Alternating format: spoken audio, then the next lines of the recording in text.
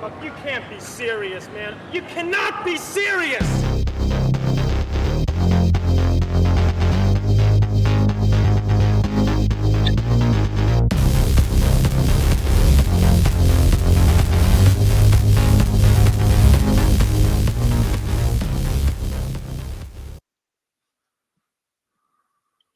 All right, we are back with another edition of Sirius Sports, and I'm here with the very serious Mr. Al Dog. What's going on, brother?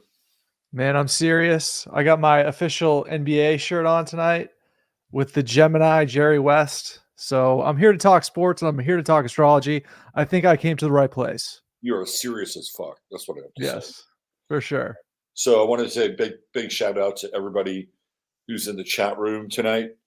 There's only 21 people for now, but by the time the show's over, I'm forecasting at least 100 people in this chat. Wow. We're going to hold That's serious. That is serious. Before we get going, let's just do a little shout out here. There's my man TJ, Tom Jordan, Susie, born in Fontana. What's going on, Susie? DJ MC, my brother on the coast, Michael's sister Nino. My guy Ryan from the Philadelphia area. We're going to be talking about some Eagles tonight. What's going on, Ryan? Good to see you. Let's see, Jeff Rosen Videos. JRV is here. Brandy Herrera. Hey, Brandy. Trish Moto. She's here, and she's excited to be in chat, Al.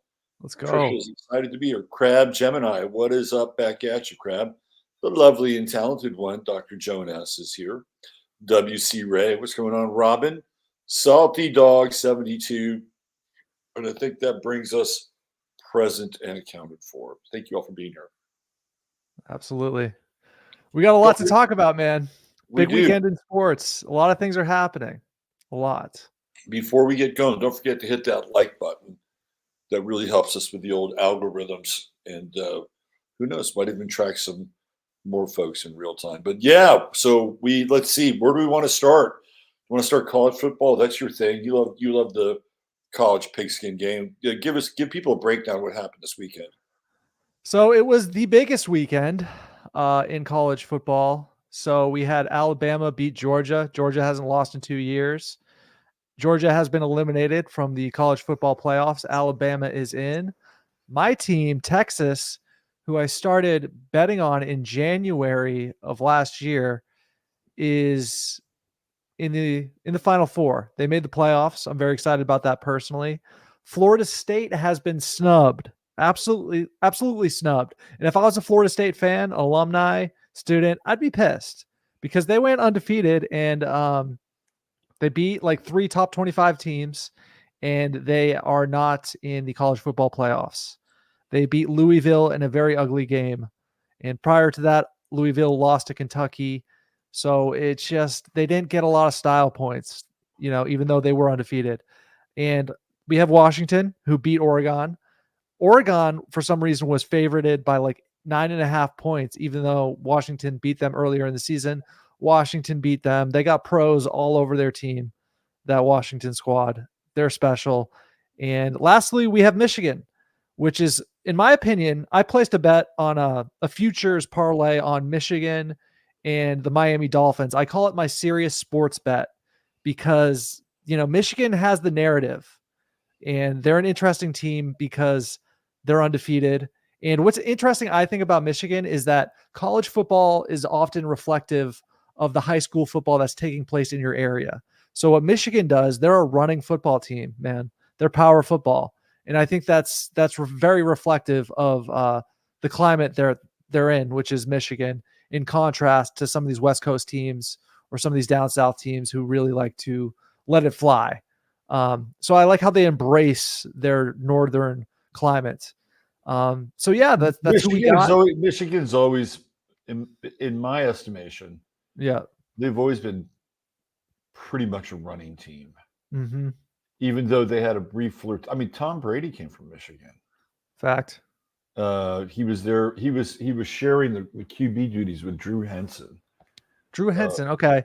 Yeah, but they've always been the Big Ten was always 3 yards in a cloud of dust. I mean, that's what that conference was known for until there was a change. I think A bit of a change in the 80s with Purdue, and Purdue started throwing the ball a lot. Yeah. And they had a guy there by the name of Jeff George, who was this really outstanding quarterback and a major arm. Jeff George, they coined the term $1 million arm and 10-cent head with Jeff George. Jeff was different. He was an aquarium, so we'll cut him some slack. Yeah. I was just noticing that the head coach of Florida State has the same last name as the head coach of Colorado State, but they are not related. Was it Norwell or something? It's Norvell. So you have Mike Norvell and Jay Norvell. And it's odd that you would have two D1 coaches. That's not a common name, Norvell. Right? This is just not very common. So you have these two D1 coaches with the same last name and not related. So there was a guy that used to coach the NFL named Norv Turner. I don't know if you remember Norv Turner, but that was Sounds his familiar. name. Norvell was Norv Turner was a really good offensive coordinator and a halfway decent head coach. But he's a way better offense. Norv Turner was a great OC. He was the OC for those Cowboy teams that won the Super Bowl back in the day. So there you go, little Norvell. All right, so you got money. You got money on the Longhorns, to win it all. Is that right? Yeah. So they've been my team for a while for a multitude of reasons. Specifically with the NIL, just such a powerful institution, the University of Texas, a culture that wants to win, a culture that lives and dies for high school football, which produces, the best college players, them in Florida, and some of the best pros. So the culture of Texas combined with this institutional power that they have, now combined with the institutional bank that they have to, pay a guy like Archie Manning $3 million or so, or he's getting $3 million collectively to sit on the bench for the next couple of years. Quinn Ewers is an interesting case study, man, because he was kind of the first guy to really bank on NIL. He went to Ohio State the spring of his senior year in high school in order to get money, essentially. After that, he sat there for maybe a year before transferring to Texas. So he's an interesting case study, but they've been my team for a while. I just think there's a lot going on with the city of Austin. It's sort of the alternative media capital between InfoWars and Rogan. So I think there's a lot going on with that heading into an election year. The city itself has a lot of energy, it seems. And Texas, man, they're 3 to 4 players deep at every position. They recruit like psychopaths, and they're a professional football team, the Texas Longhorns. So, I started placing bets on them. I placed 3 bets on them in January of last year, almost 11 months ago at this point. So I really want Texas to win. I think that would be a great situation for me personally. Not life-changing, but I would be very happy about it.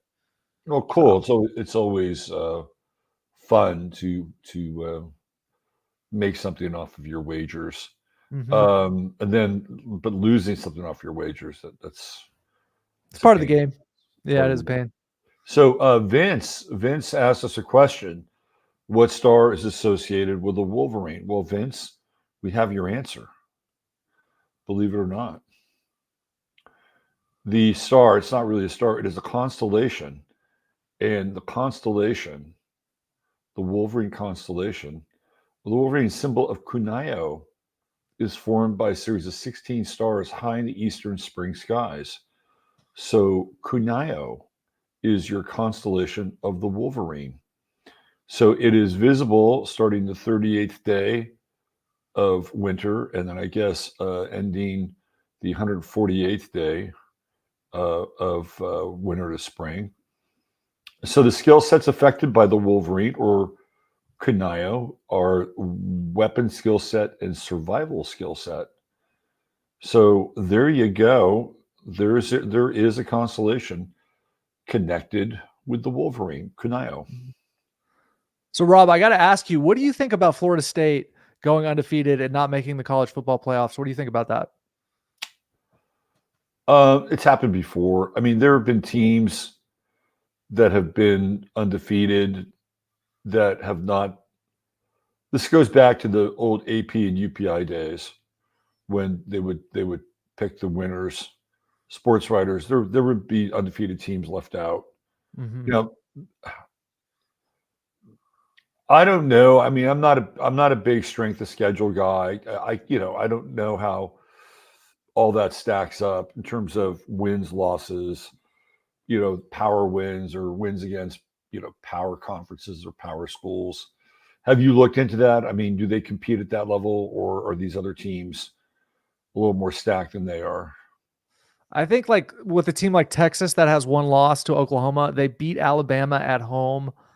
They're all teams that made it are all conference champions, right? So Alabama beat Georgia, who hasn't lost in 2 years, conference champion of the SEC. Big 12 champion Texas beat the shit out of Oklahoma State.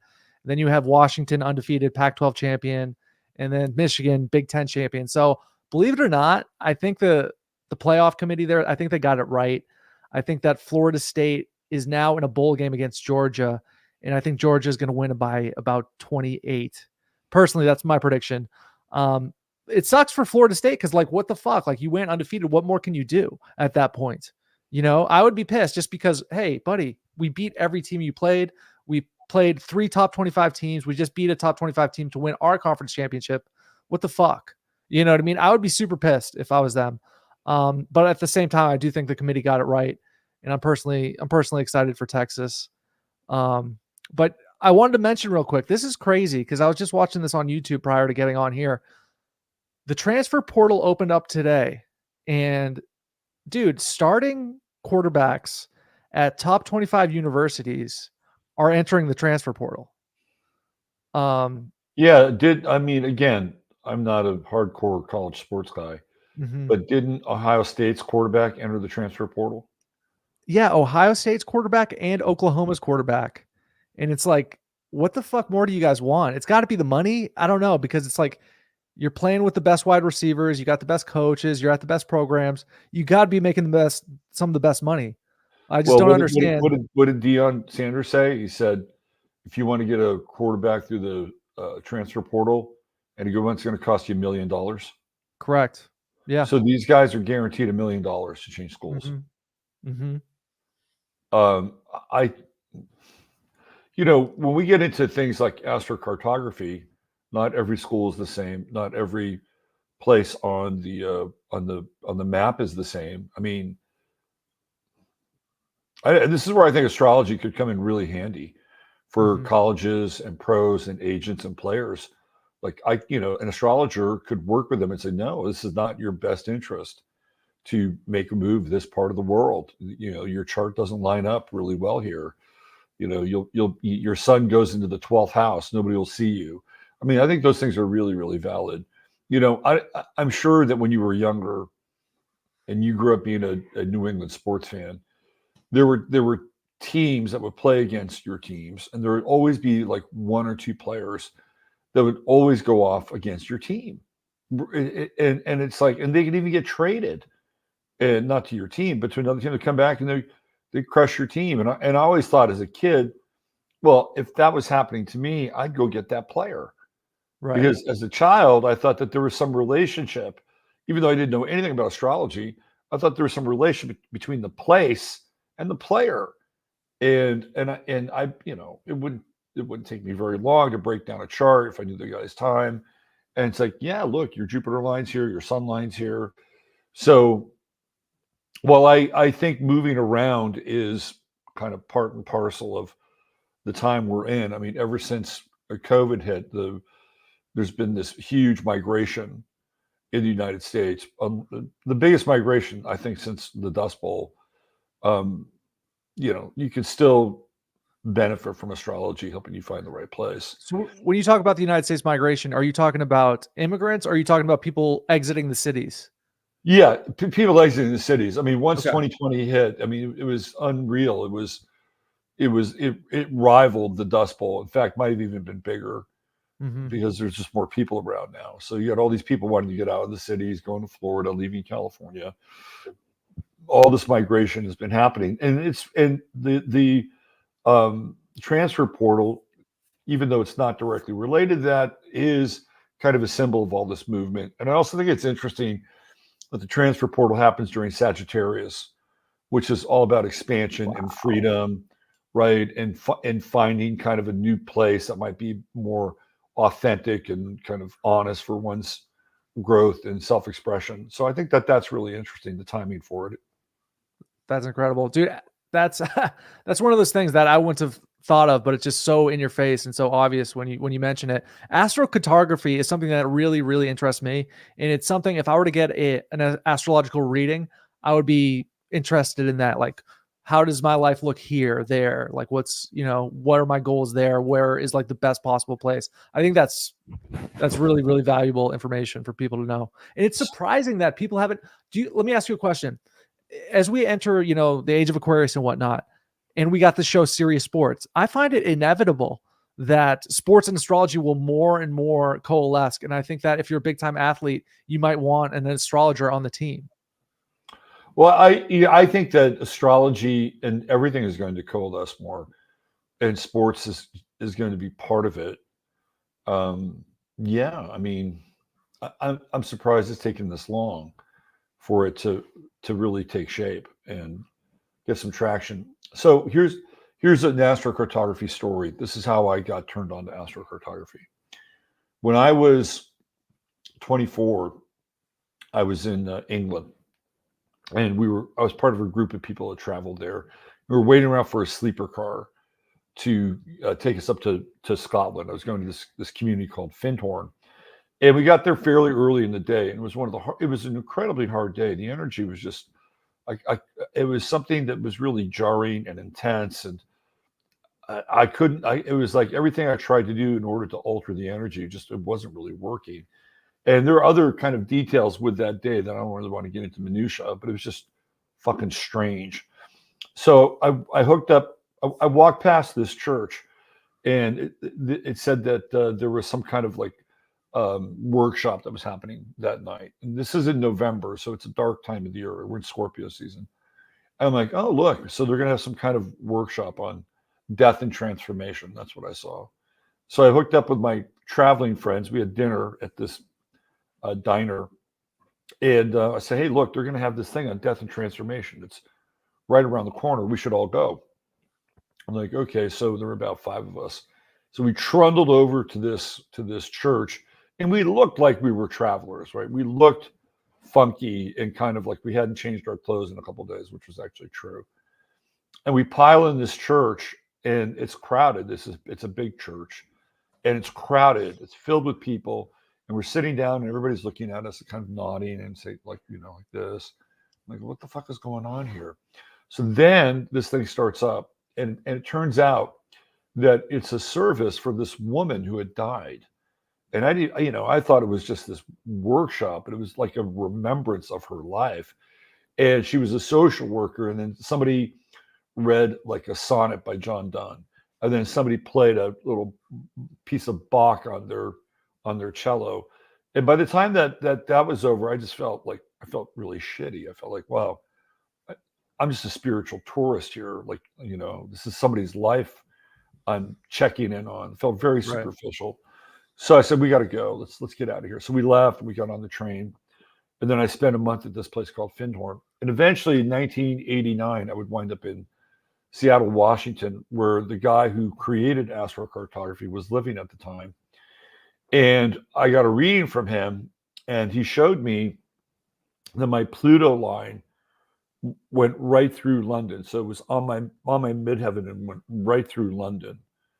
And it made total sense to me because Pluto, I was dealing with death, albeit somebody else's death, and all this heavy intensity. And every time I had gone to England after that, I always had this really incredibly intense time.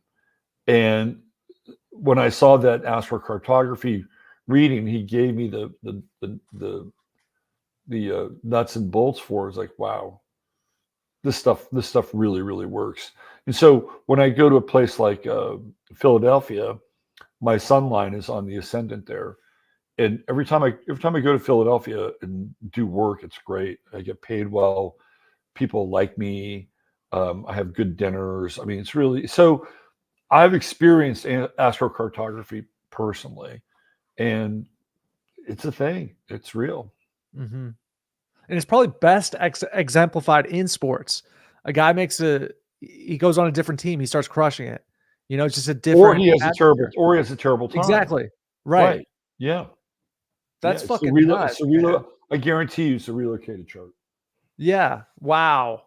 So ideally, most players should have an astrocartography reading prior to accepting a trade or signing with a new team. Absolutely. Or even the GM of a team should look at the astrocartography player. And then you could, okay, so I'll give you another example. If you look at the Golden State Warriors, we've talked about the makeup of their team. Right. Almost exclusively Pisces, right? The three main guys are Pisces. Clay, Dre, and Steph are Pisces. And you throw in Wiggins, who's a Pisces now. But before there was Wiggins, you had Kevon Looney, and then you could throw in, even though he was the sixth man, Andre Iguodala, right, who's an Aquarius. So mostly Pisces and Aquarius. The two guys who really stood out and did not do well, one of them did okay, but he was, how do I say this? He was one and done. It was Nick, what's his name? He played for UCLA, I think or USC, and he dated one of the Kardashians. I forget his last name now, but he was a Gemini, and he was like one and done. And then, Nick Young. Nick right? Young. Nick Okay. Young. Yeah, Nick Young. I remember him. So Nick Young, Swaggy P, he called himself. He called himself like Agent something, or I don't know. I think he called himself Swaggy P. I could be Swaggy wrong. P, that's right. Yeah. Gil Arenas was Agent Zero. Yeah.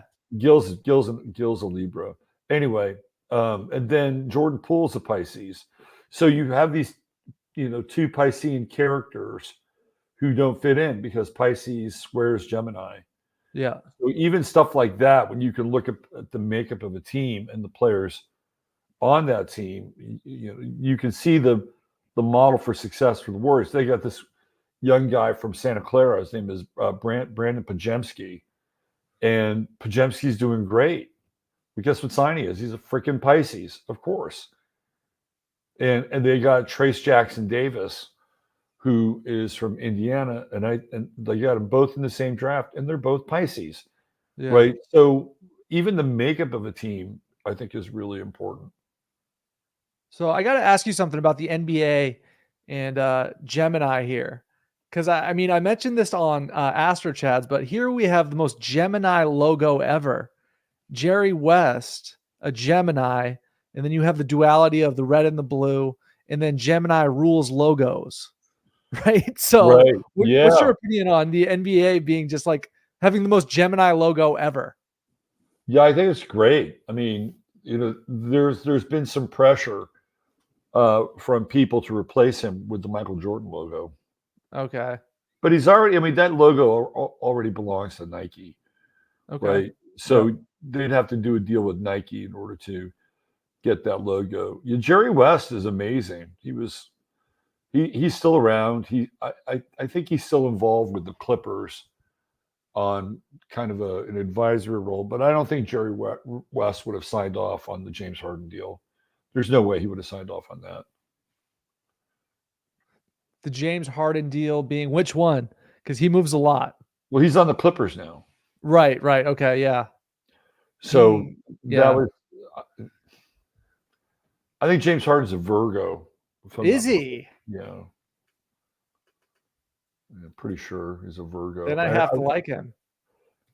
No, he's August 26th, 1989. Is August 26th? Is that Virgo? It's Virgo, yeah. Oh, wow. Okay, James, welcome to the team. I like you now. He's odd, man. He's really eccentric. I've never really liked him. It sucks. I want to like him because he's a Virgo now, but it's like I never really did. I always felt like he was kind of a self-centered embodiment of everything that sucks about the NBA. He's not a Virgo, dude. I mean, if you're a Virgo, you're like a team player. Right. You sacrifice yourself, right? Like he's one What of the least... negative Virgo traits does he have?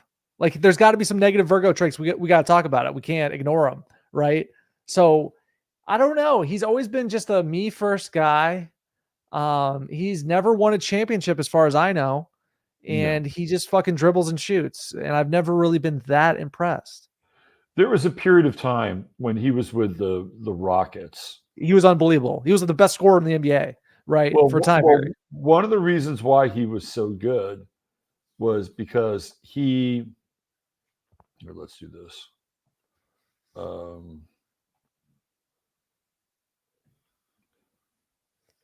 I got to ask you a question. What negative, qualities of Virgo does he embody?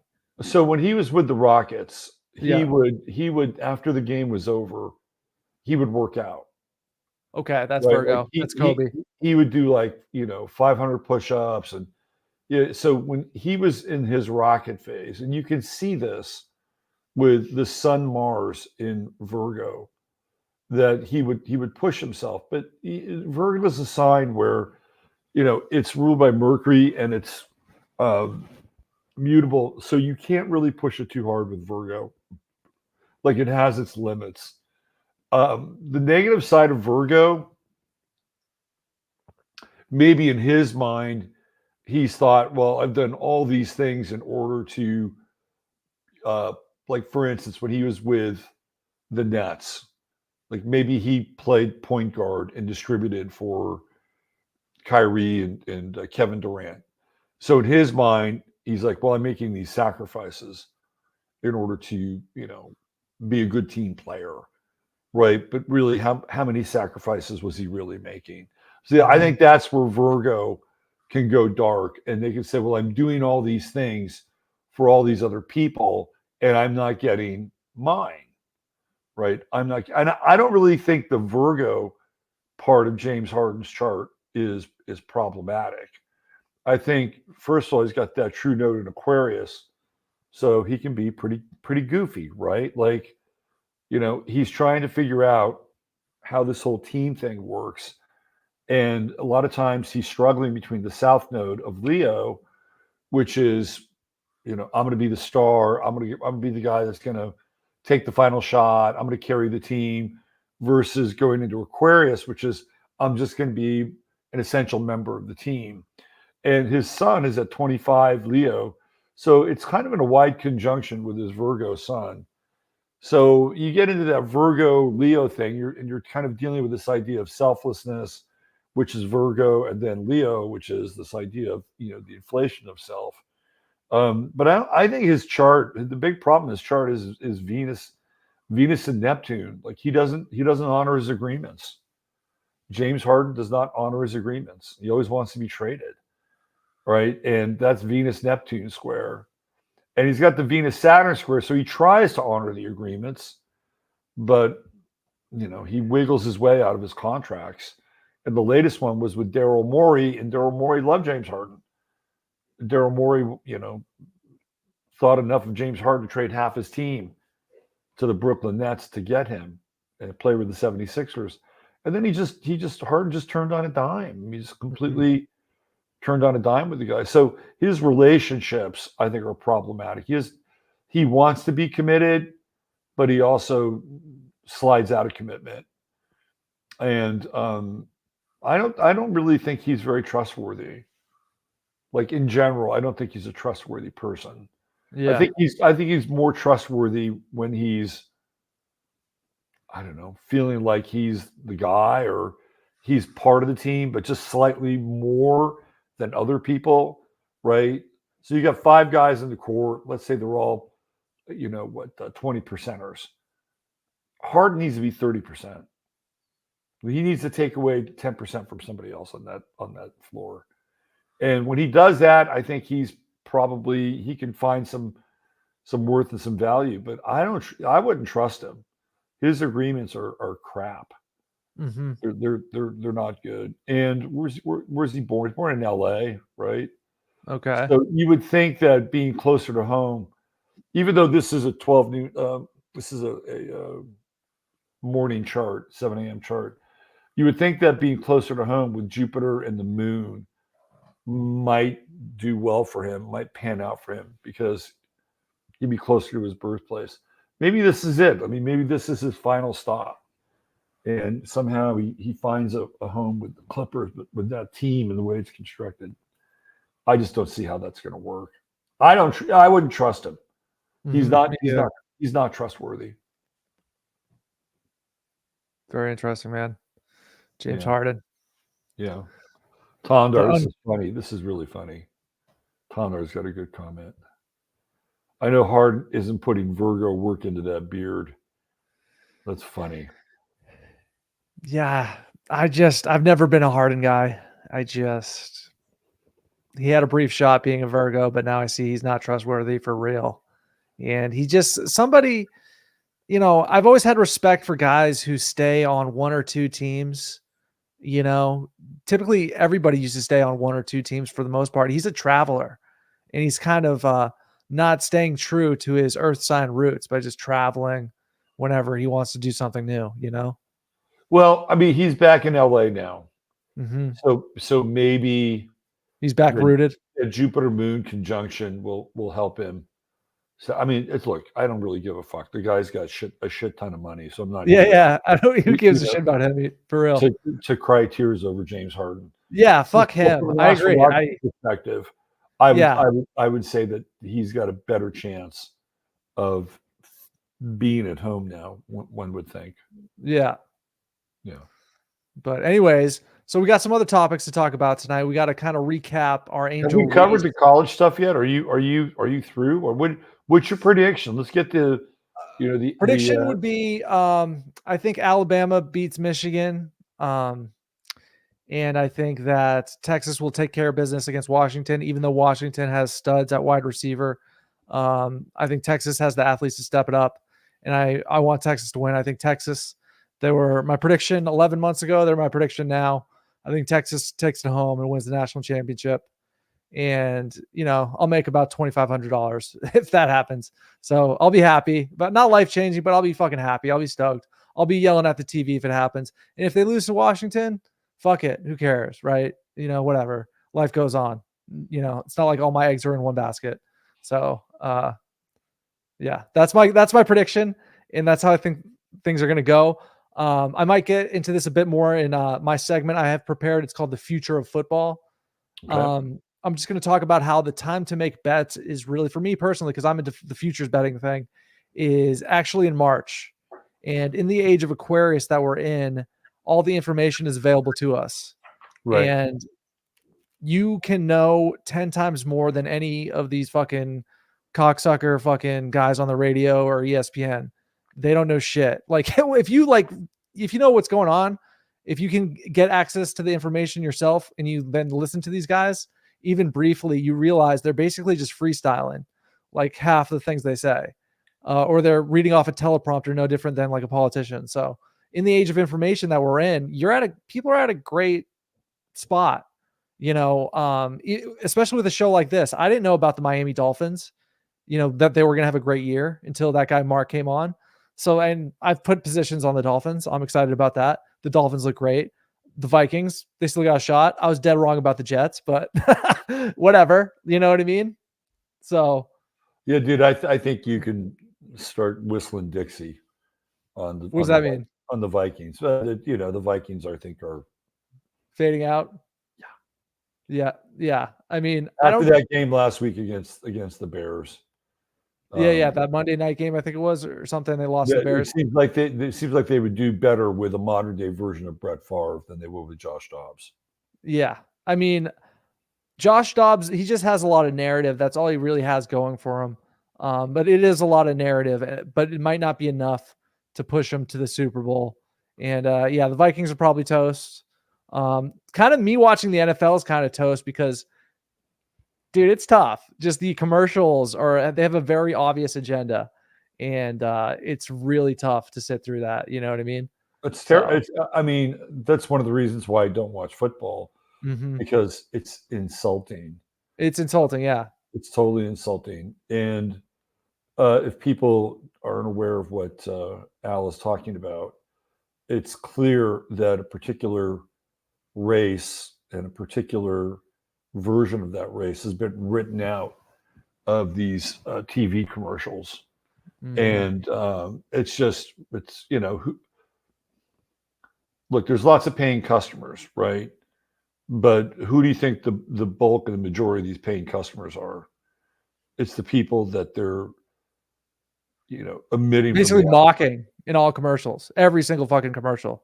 Just the mockery is off the chart. So I think people are at a situation where, you cannot complain about society in any way, can't complain about the media in any way if you continue to watch NFL football. I think people should consider a boycott, if they want to get serious, or if they just want to be clapping seals, then that's on them, because it's unfucking watchable. Well, I Like, mean, it's really tough. I mean, you can watch on YouTube. That's what I like to do. But yeah, it's like, I've tried it too. Like, I'll catch a game. Like, for example, I was watching the Niners Eagles game because I knew we were going to talk about it.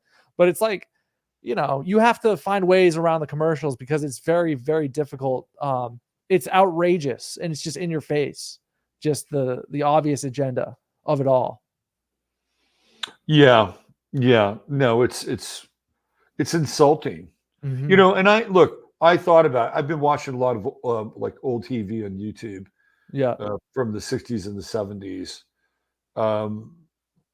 And if I were black and I were living in the 60s and the 70s, and Mhm. there were all these TV shows and all these commercials, many of which did not have any representation of the black community, I would feel kind of weird. I mean, I thought about that, It was like, here I am, I'm black, I'm in America, and all I see on TV is not very representative of my life. That begins to change in the 70s, and it really begins to change in the 80s. And the diversity of commercials becomes way more ubiquitous. Like you just see it, right? It's like all over the place. So the social landscape is changing through commercials, and there's a big change in the 70s and the 80s with programming. So it's not like I mean, there was a period. If we look at the history of TV, it's actually starts around 1955, right around there. It's all black and white, and then you have the 55 to actually it's a period called the 1955 to 1968. In 1969, they have this thing called the Great Purge, and the Great Purge was started by this guy by the name of Brandon Tartikoff, who was an executive at NBC. And in the Great Purge, they got rid of all of these shows that were very popular. Like the ratings on the shows were really popular, Mhm. but it didn't match sort of the diverse demographics that these networks wanted to put into play. So shows like Beverly Hillbillies, Wild Wild West, Was Archie Bunker in there? Reno. Archie Bunker is part of what happens after the Big Purge or the Great Really? Purge. Yeah.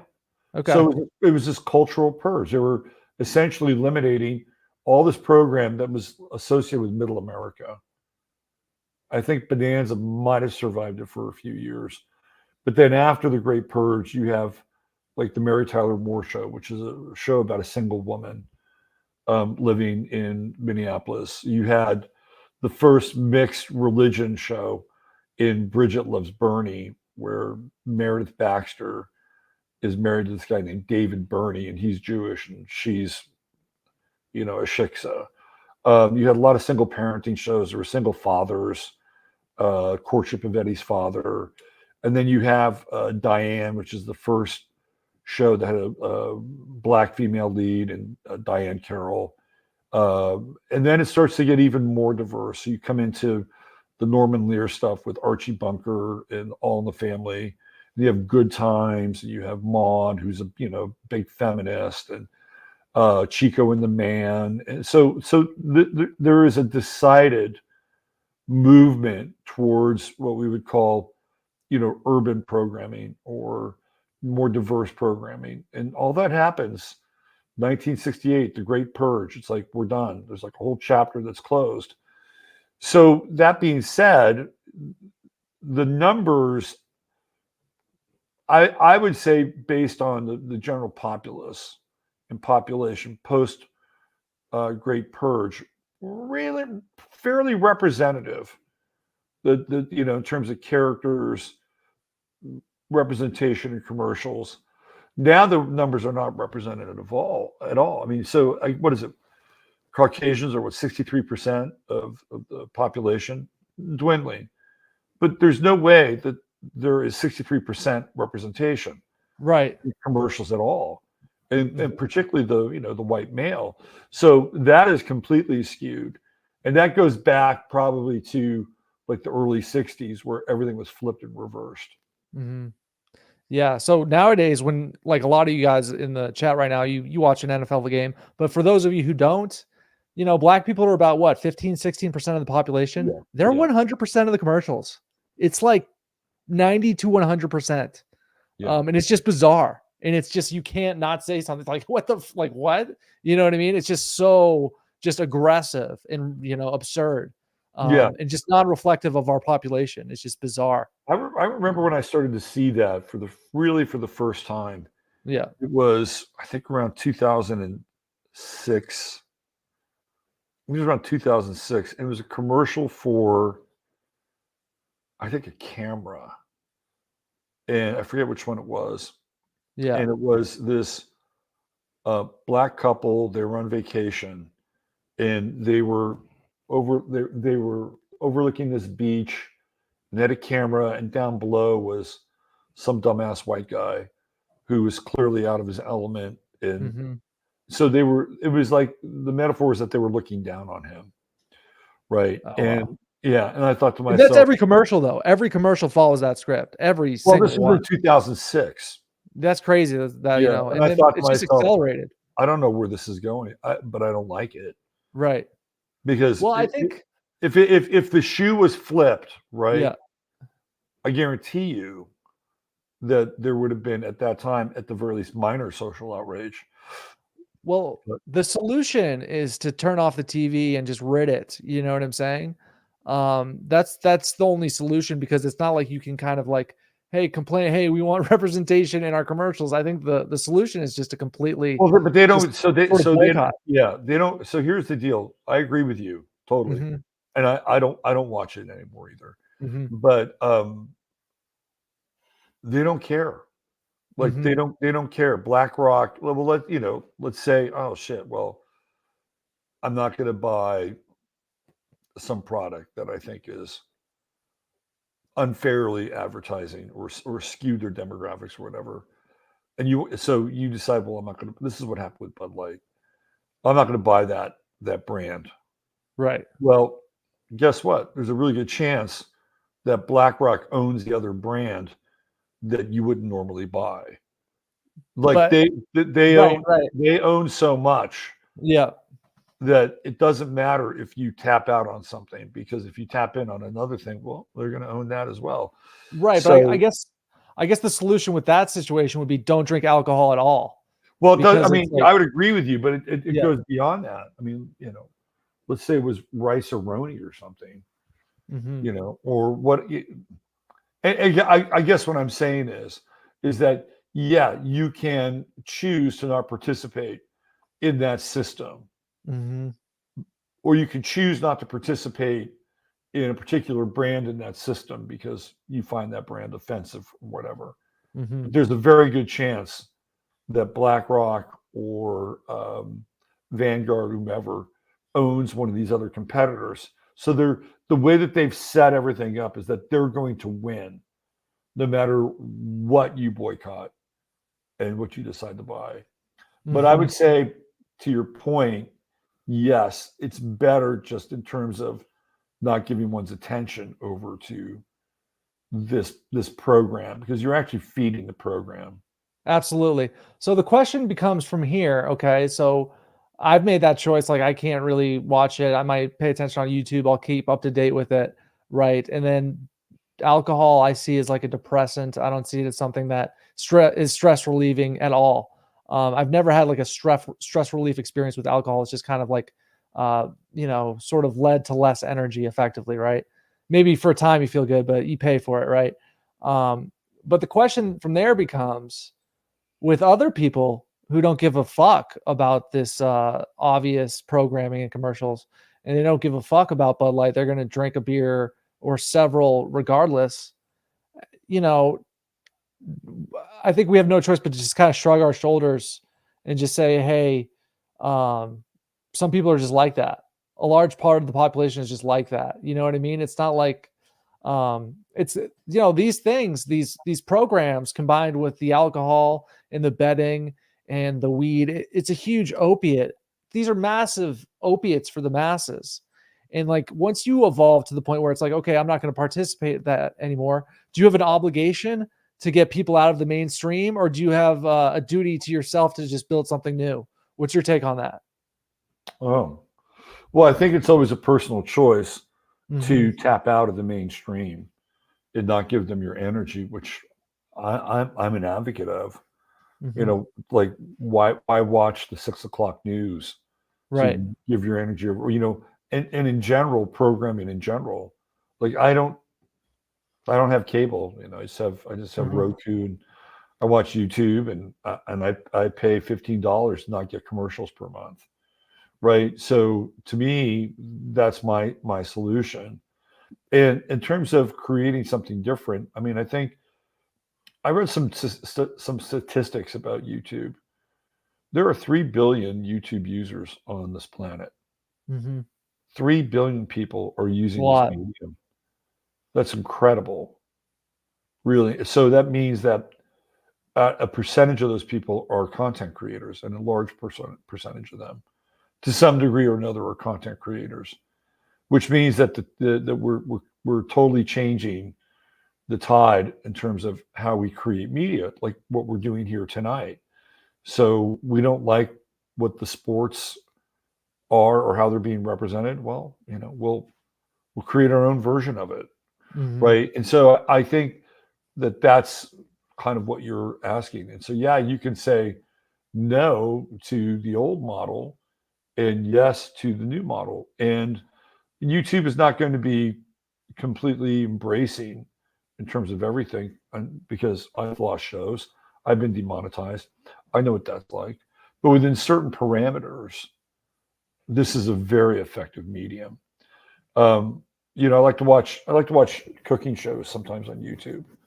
And there's this one guy, he has a great idea for this cooking show. It's called History Eats. And he does these historical menus, like from the past, and he'll make these dishes and he'll throw in some history. It's fucking great. It's really entertaining. He did the second class meals on the Titanic, and then you got to take it into, where second class was on the Titanic, and, how they suffered and differed from people up in the upper first class.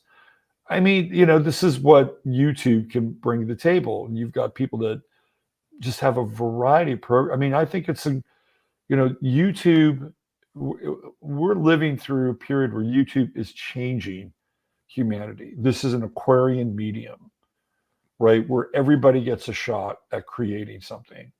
Now, what differentiates the person is whether they're any good or not, right? And if you're good and you have compelling content, for the most part, you can be successful here.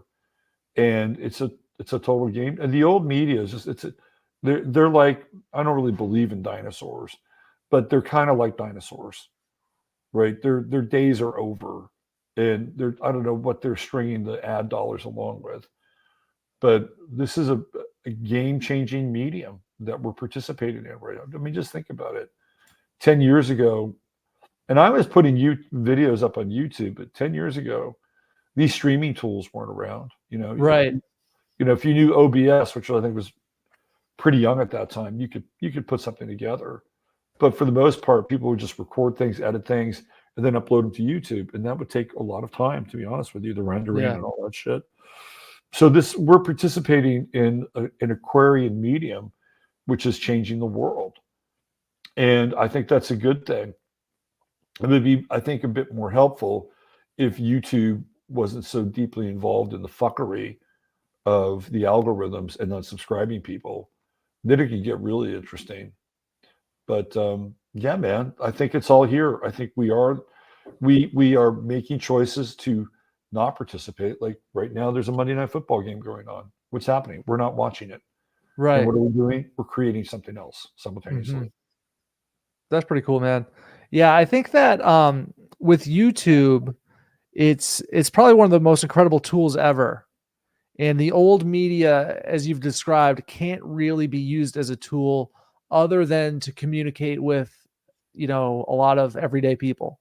You know what I mean? You catch out the game, maybe you check out the score, then you can use that as sort of a tool to communicate with others at your job, at your school, wherever you're at. But with YouTube and, the internet generally, it can be used as a tool. And then I think about, mass communications. I think that with YouTube creators, they're basically allowed to get as popular as they can without changing the dominant narrative. I think the days of, I think that, for example, it's like you can get popular on YouTube. You can get super popular. You can get 50,000, 100,000 subscribers. But once you get into those upper stratas, you're not going to be allowed to get, in my opinion, I could be wrong. And I don't mean to be doom and gloom, but this is just how I see the game. It's like, if you want to get to 250,000 subscribers, you got to be pushing some narrative bullshit, it seems to me. You know what I mean? Or they'll get you out of the paint. Like we've seen media influencers, they reach that strata and then they're removed from the stream of consciousness, so to speak, because they've acquired the ability to shift a narrative, right? And we've seen this, like, let's say Milo Yiannopoulos back in 2015, 2016. He's got his flaws, right? He's certainly a sordid individual, but he was not allowed to reach the stardom level to actually shift the mainstream narrative. He almost got there, then they eliminated that. The proverbial the media manipulation or the media management sort of groups that do exist, like a BlackRock or something like that. So I am hopeful about all these things. Something like Substack, dude. So people would have killed for Substack in 2017, 2018. Incredible. So I think, in the age of information, all the information that I've ever wanted is at my fingertips, dude. Like the stuff that I can learn about it's all available, and it is for everyday people. But I just don't see a situation where mass communications media is a meritocracy. It's not a meritocracy, because if it was, it'd be very, very different overnight. You know what I mean? No, I think that's part of the game. Yeah. Right. It's part of the game. So it's like, we'll give you these tools, and for the most part, they'll be free, even though we'll monetize them, and maybe you will as well. And if you go along with the program and you create content that we deem to be appropriate and we can make money off of, we'll push your algorithm. Like that guy, History Eats, has 2 million subscribers. Who's that? History Eats. Oh, History. Okay, cool. He's got 2 million subscribers. Well, why does he have 2 million subscribers? Because it is content friendly for YouTube. Mm-hmm. They love it, right? So they'll throw him in the algorithm, and they'll make sure that his numbers will get boosted, because there's all kinds of food sponsors that will want to be, in that mix somewhere, right? So, I think you can do it, but when it comes to stuff like what you and I are talking about, YouTube is far less generous, with the exception, I believe, of Tim Pool. Tim. Tim Pool seems like he's got some kind of in with YouTube. Well, that I still have. Emily and I, my buddy Emily Moyer. Okay. There was this one point where I think it was 2020, and Tim was still in kind of his skater libtard mode. What's changed? But go on. Yeah. No. So I remember watching his streams. I'm like, this guy is promoting Trump. Mm-hmm. He's promoting Trump, and so I remember calling Emily and said, "Hey, look, you got to watch Tim Pool. He's actually starting to promote Trump." And this was 2020, which was the election year. Mm-hmm. And I feel like that there was some kind of deal that was made. And the deal made was that Tim Pool would be 2020's version of Alex Jones for Trump. Okay. And that he would try to bring in more of the millennial vote. And every day it was more Trump and less kind of liberal idiocracy. And I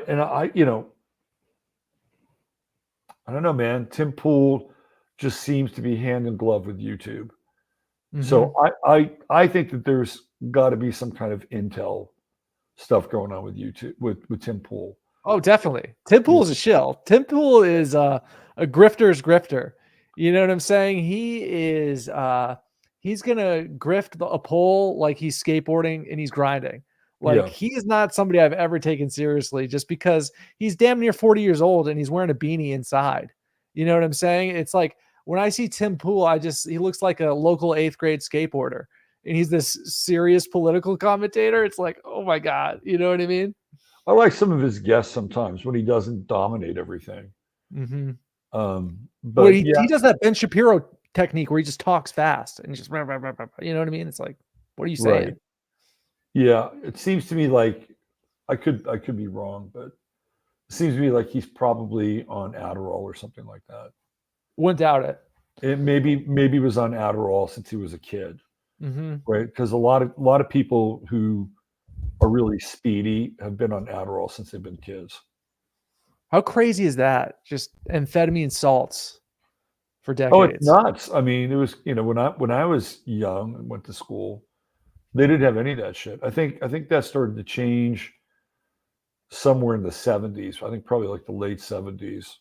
The pharmacopoeia started to make its way into the school system. Yeah.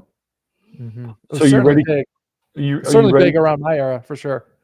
Are you ready to get serious? Yeah, sure. Absolutely.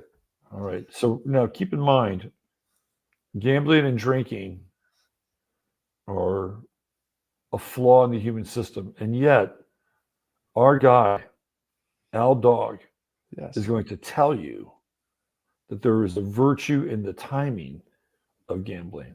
Yes. All right. So let's do this. Let's load this up.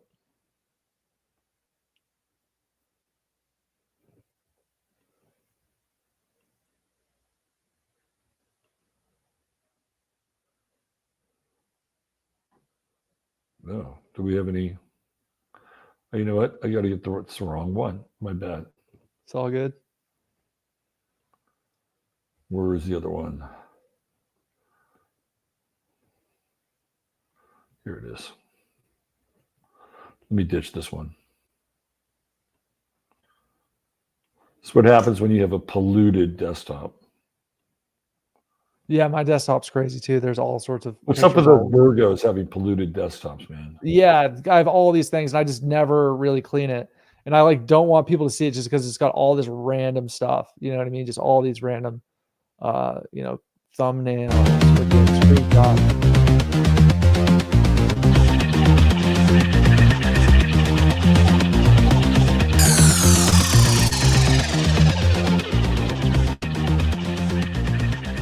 What's up, guys? Welcome to another Sirius transmission. We're going to talk about the future of football, and we're going to talk a little gambling, and we're going to talk. I mean, this is a sports show in 2023. Let's cut the bullshit and let's just talk a little gambling.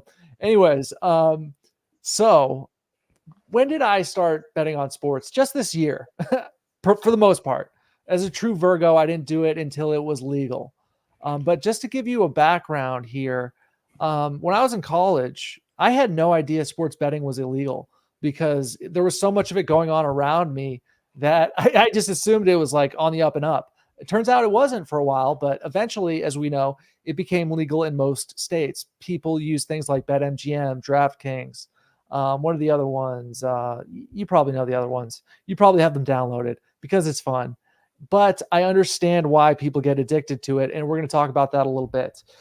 So for me, I like to sort of do futures bets where the further back in time you make a prediction, let's say NBA champion or let's say NFL Super Bowl champion, the further back in time and the bigger of an upset it is, the more cash you make on the back end if you are successful, if you win. For me, like most of you and many of you, 2020 was a turning point year. I'll never forget when I was on a walk and I look at my phone and I see that Kobe Bryant died in a helicopter crash. And I think to myself, holy shit, Kobe? Nah.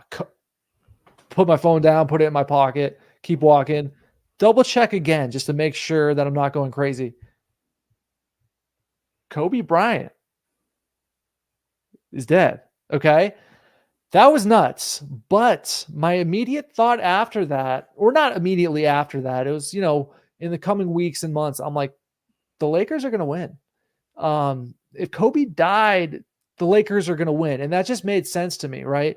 And I don't know why, it just sort of made sense. I'm like, the Lakers got to win now.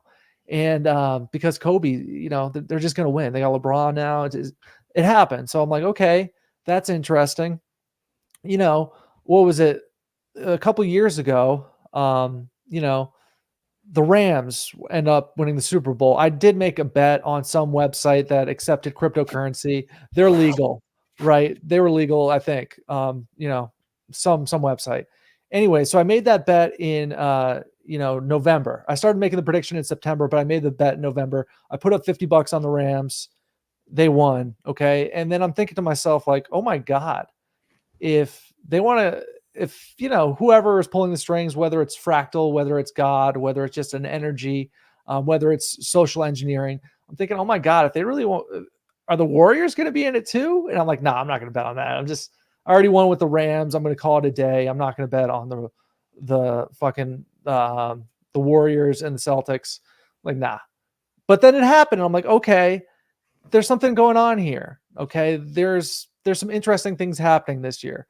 Or just from a societal management standpoint. I think back to the Patriots, which I think is one of our best episodes of Sirius Sports, is the Aeons of Football. You should check that out on the Sirius Sports channel on YouTube. Not Rob's channel, but we got another channel. Anyways, I started thinking about the Patriots and all subsequent dynasties and things of that nature, and some correlations between certain events and certain championships, right? We can all think of a few examples. So this past year with the Jets, I had this idea in my head that, since Aaron Rodgers is a very big proponent of psychedelics, he is going to win the Super Bowl for the Jets and become sort of a spokesman for that cause. I was totally wrong, it seems. Basically mathematically eliminated at this point. I was wrong in my futures predictions. Other futures predictions I had was Texas Longhorns, baby. I started betting on them in January of last year just because of the economic factors involved with NIL, as well as Austin being this peculiar city in Texas that seems to be the hub of the alternative media heading into an election year, combined with the fact that I like Quinn Ewers. I think he's a great quarterback. So I've been a Texas guy this whole year. Looks like that one's going to work out. But to close out this segment, the future of football, believe it or not, I'm looking forward to March. Because in the age of Aquarius, all the information is available to us. With the transfer portal, every college football team has about 5 YouTube channels covering them exclusively. All the information is available. So the time to bet, and I'm probably going to bet on Notre Dame because it seems like the Duke quarterback who beat Clemson, that doesn't ever happen. Duke beat Clemson this year. That quarterback, Riley Leonard, is likely headed to Notre Dame. I like what Notre Dame's doing. They're probably going to be my bet, but I'm telling you guys, March, if you're into the futures betting thing, it's a great time to look at some football picks and have some fun, because the thing about gambling is that it does create a high if you win. And that's where people get hooked. They get hooked on the high of it. Okay. And I can see why people get hooked. And I think it's going to be a big issue for a lot of people moving forward. The moral of the story is you want to have fun. Just bet like $20. If you feel crazy, bet like 50, or don't bet at all, because when you lose, you lost a lot of time and you lost money. And to close out this segment, just go have fun. And that's the moral of the story, or don't participate and concentrate on other things, because that's another narrative you can pursue as well. So this was the Sirius transmission, the future of football, in my opinion. That's kind of it. The game of football, I do see expanding. I think high school is going to become professional at some point, because college football is effectively professional. There's a upper strata of teams based on economics and their willingness to field a competitive program. But we're in an interesting time period. And I think the game of football will expand on the international level through flag football. So that's the future of football. I hope you enjoyed the segment. This has been a Sirius transmission.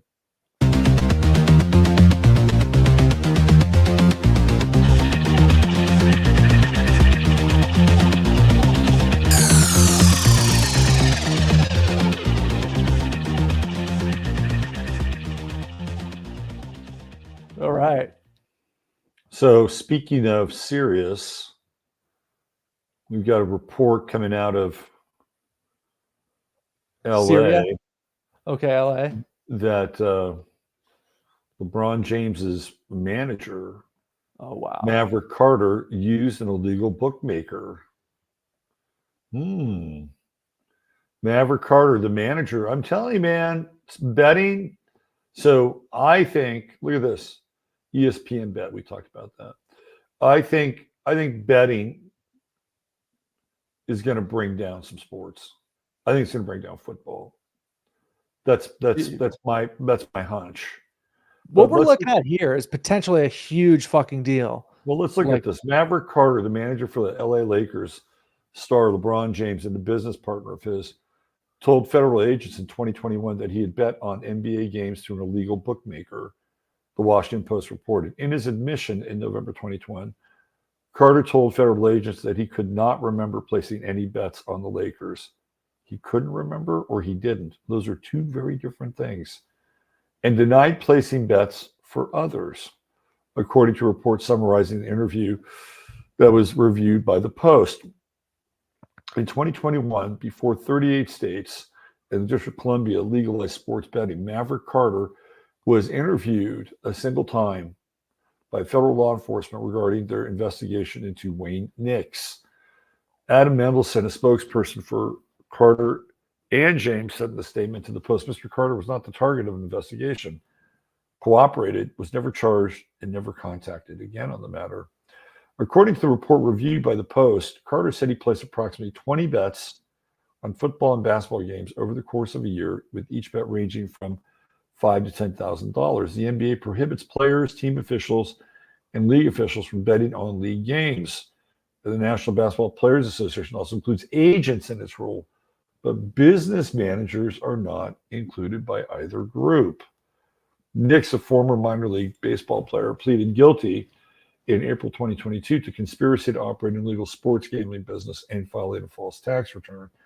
Prosecutors said Knicks' operation ran for 2 decades and included current and former professional athletes as clients, including Hall of Famer Scottie Pippen, according to the Post, and former MLB outfielder Yasiel Puig, who changed his plea to not guilty for a federal charge of lying to law enforcement officials about sports bets he made with an illegal gambling operator. Puig's trial is scheduled for January.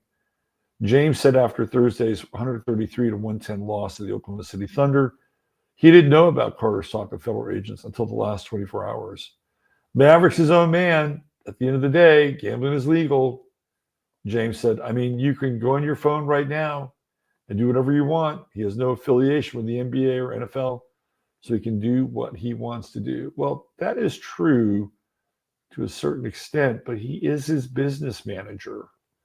Right. And if it's going to be in LeBron's interest to do certain things under the rubric of gambling, well, I just don't think David Stern would have ever allowed this. Mm-hmm. You know, David Stern, if people aren't familiar with him, he was the commissioner of the NBA, and he lived by his name, Stern, right? David Stern was a hard ass. He was a Virgo, by the way, born on September 22nd, shares the same birth date with Tommy Lasorda, of all people. But Stern would never have allowed this. And it just goes to show you, you know, the current state of today's NBA, where LeBron's business manager can make bets with an illegal. Now, at that time, it was illegal. LeBron says, well, it's legal now. Well, not everywhere. 38 states, it's legal. There are still 12 states in this country where it's illegal, including California, by the way, where LeBron lives. I didn't know that. That's true. You cannot do online betting in California. Wow. So LeBron better brush up on his facts there. Susie, Gemini brought up something that was interesting, and I thought that we should probably talk about, which is this. Where is it? So does this have to do with the LeBron thing? Because I want to ask you a question about it, a hypothetical. So Susie says Kobe Bryant got sacrificed. And I agree with that. Yeah.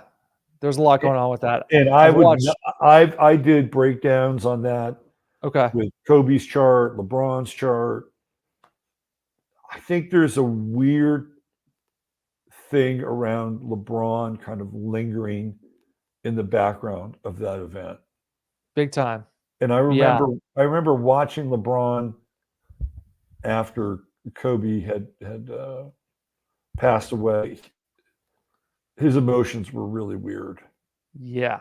Really, really weird. Now, I'm not saying that this is what happened, but it would feel like if you were going to somehow move out of the shadow of Kobe Bryant in Los Angeles, you'd have to remove Kobe Bryant. Mm-hmm. I'm just, throwing that out there. And yeah, I think it's also interesting too that now LeBron's kid had myocarditis and, conceivably may not play basketball again. Now they're saying that he could play this year. We'll see.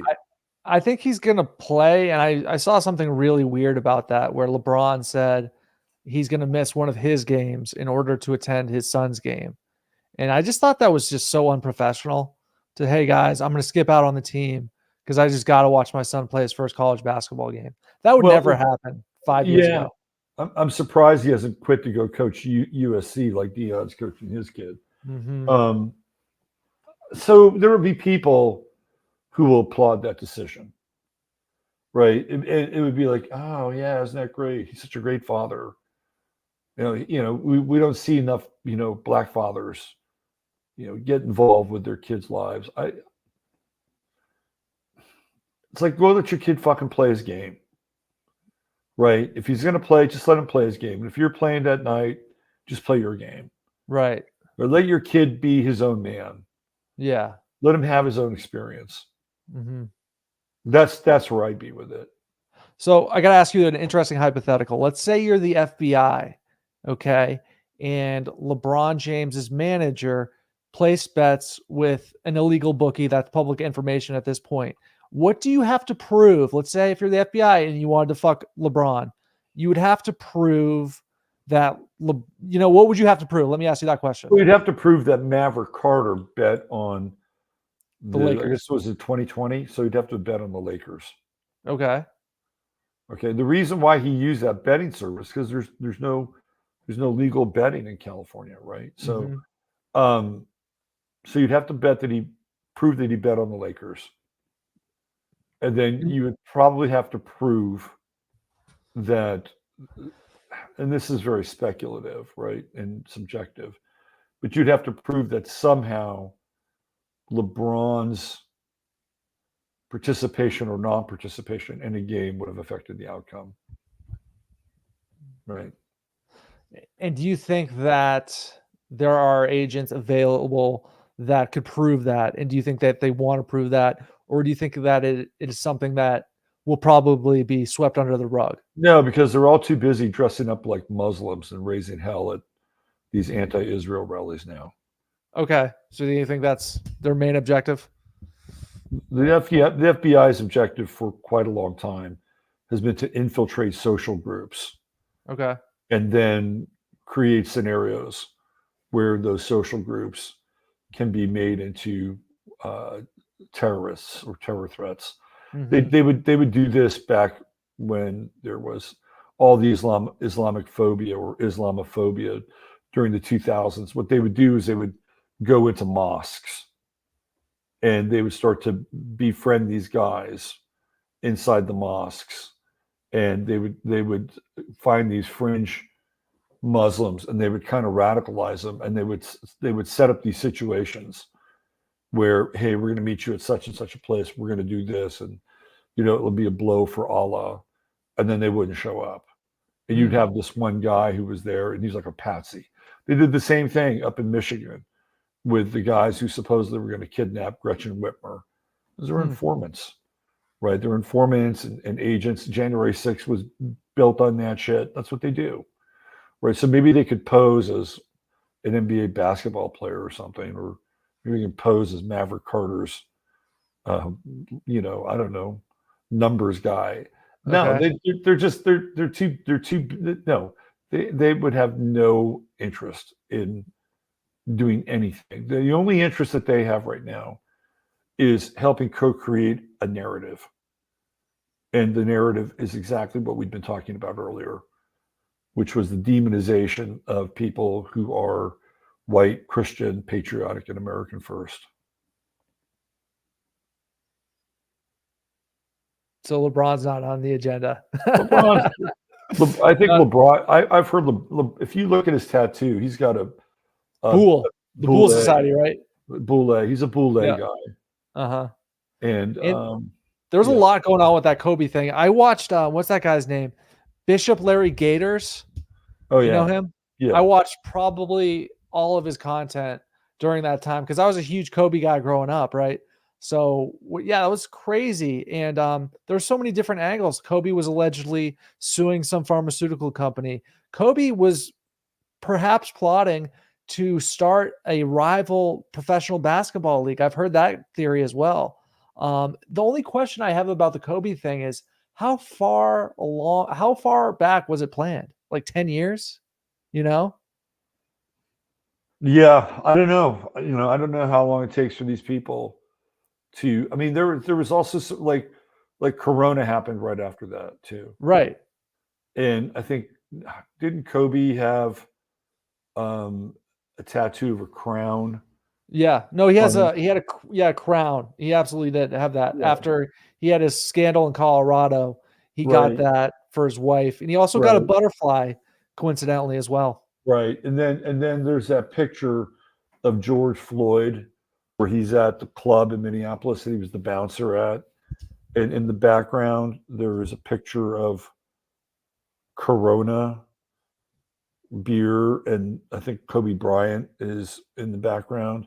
Mm-hmm. So there's all these weird Corona connections. There's a lot. And I think somebody from Corona Del Mar was one of the girls on the helicopter was from Corona Del Mar. Or I think it may have crashed in Corona Del Mar. Corona Del Mar. There was somebody.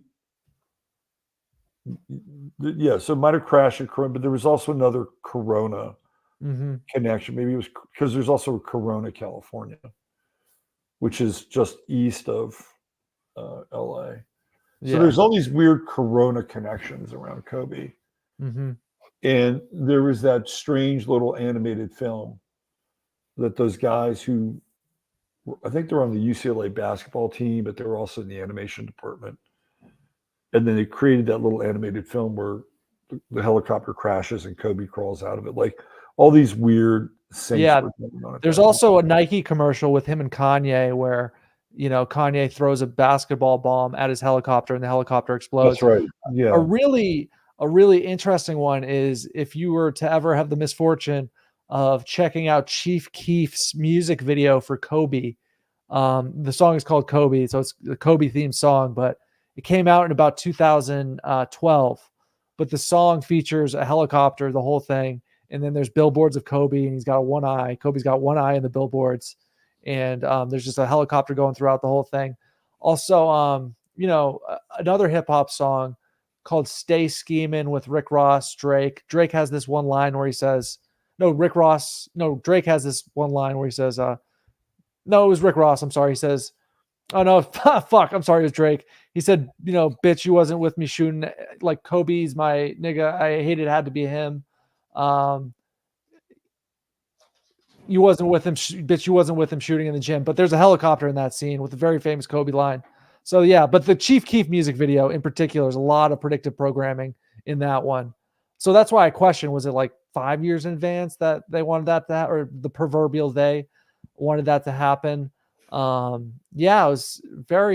It brought energy so low prior to Bologna 19, right? It almost felt to me like LeBron was feeding off of his energy. Well, LeBron, it's so weird, man. He's not a Laker to me. He's a Cleveland Cavalier. Well, there was a moment where he did a dunk that was like a Kobe style dunk, but the way that there was something. It was almost like he had the energy of another person in him. It was, that's what it felt to me like when we get it. So why is there a sacrifice, right? Why are there sacrifices? Sacrifices are done for an exchange of energy, right? Like energy never goes away, right? Energy is energy. It can only be transformed, but it never goes away. So a sacrifice would be that the physical form of that person would cease, but that energy would be still available. If for the people that were running the ritual, the idea is that they would capture and harness that energy so that it could give them more power, theoretically more energy, right? So in some ways, on a fundamental level, if you eliminate Kobe from LA and that all you have is a statue and a memory, LeBron James gets more energy by subtraction in that regard. Mm-hmm. Right now, LeBron can be the face of the franchise. Now it's, we're talking about LeBron versus Kobe. So there's that. But then there's also this idea that what happens to Kobe's energy, is if you are consciously participating in a ritual for him to die, then there's a really good chance that you're participating in a ritual to take the crown and capture that energy to the best of one's ability. That's where I was like looking at this whole event. It just felt like it was all about LeBron. Mm-hmm. And yeah, Kobe had a legacy and everything, but LeBron was the one who had the most to gain from Kobe's passing. And I remember watching him like talking about Kobe, and he had fake tears. He had no tears at all, none whatsoever. I was like, what are you doing, LeBron? You can't even fucking, fake crying. So anyway, that's my take, is that in a very dark world, it's about the amplification not the amplification. It is about the capturing of the energy of Kobe Bryant as part of the ritual. Mm-hmm.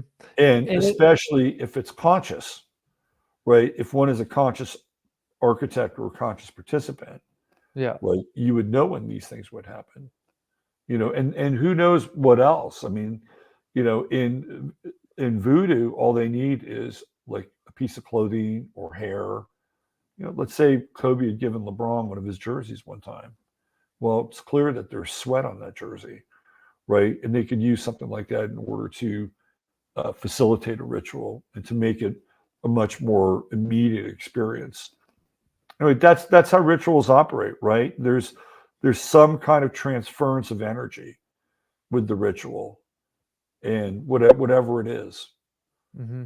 It's like, so from a mass ritual perspective, because I studied all these deaths within the hip hop culture, right? And I think that these sacrifices occur all the time. Those are sacrifices because deals are made. Right. But also I think about it just on the mass ritual level. If you were to visualize an Aztec temple and everybody's crowd around, like 100,000 Aztecs are watching, and somebody gets their head cut off, and that's the sacrifice ritual. All those people watching, all those eyeballs contribute to the energy of the sacrifice ritual. Now, Sure. If we were to extrapolate that to 2023 or 2020, whatever the case may be, everybody's watching on their phones. Everybody's watching on these screens. So they act in the mass ritual watching one of these events occur. And then that's how it kind of replicates the Aztec temple, just in a different sense. Instead of people being live at the temple, people are, live on their phones watching and transmuting their energy. Well, if they're watching, if they're watching something happen in real time, mm-hmm. I would agree with that. A lot of these hip hop guys are really obscure, like Lil fill in the blank, Mm-hmm. fill in the blank, like maybe they made a couple of hip hop songs or whatever, and maybe those people in that community might be feeling something, and maybe if you accumulate all of them together, they aggregate into one giant ritual. But I just think in that world that life is really cheap and Mm-hmm. souls are really cheap, and they'll sell them for pennies on the dollar. And then, then they wound up losing them, physically and metaphysically. Rick Griffin gets into this stuff a lot. Mm-hmm. The guy from Public Enemy. You want to talk about Belichick? I don't know. Yeah, sure. Let's do that because it's just been interesting because the Patriots suck now. And it's just funny to sort of watch the reaction to that around New England, where it's kind of like people can no longer reach for the medicine cabinet or like the alcohol that numbed them. It's no longer available. The Patriot drug is out. So let me ask you a question. Yeah. Is Bill Belichick ritually sacrificing the Patriots? I don't think so. I don't think he's that deep. I think he's kind of checked out. I think he wants to hang out with his girlfriend and probably walk the dog. I think he's if he was in defiance of Bob Kraft, Mm-hmm. would it be above him? Like would it not be beneath him to willingly participate in the controlled demolition of the Patriots? Like as a sick practical joke to just sort of cannonball and sort of self-destruct his own creation in a sick way. I kind of like that line of thinking. I think that's funny. I think that's sort of Joker-esque, and I haven't thought about that.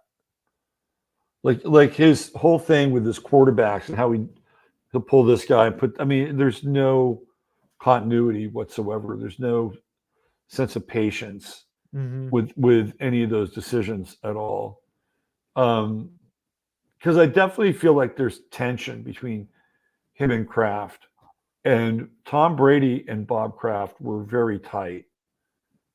Like they love, he loved him. I'm not sure how tight Belichick and Bob Kraft are. Mm-hmm.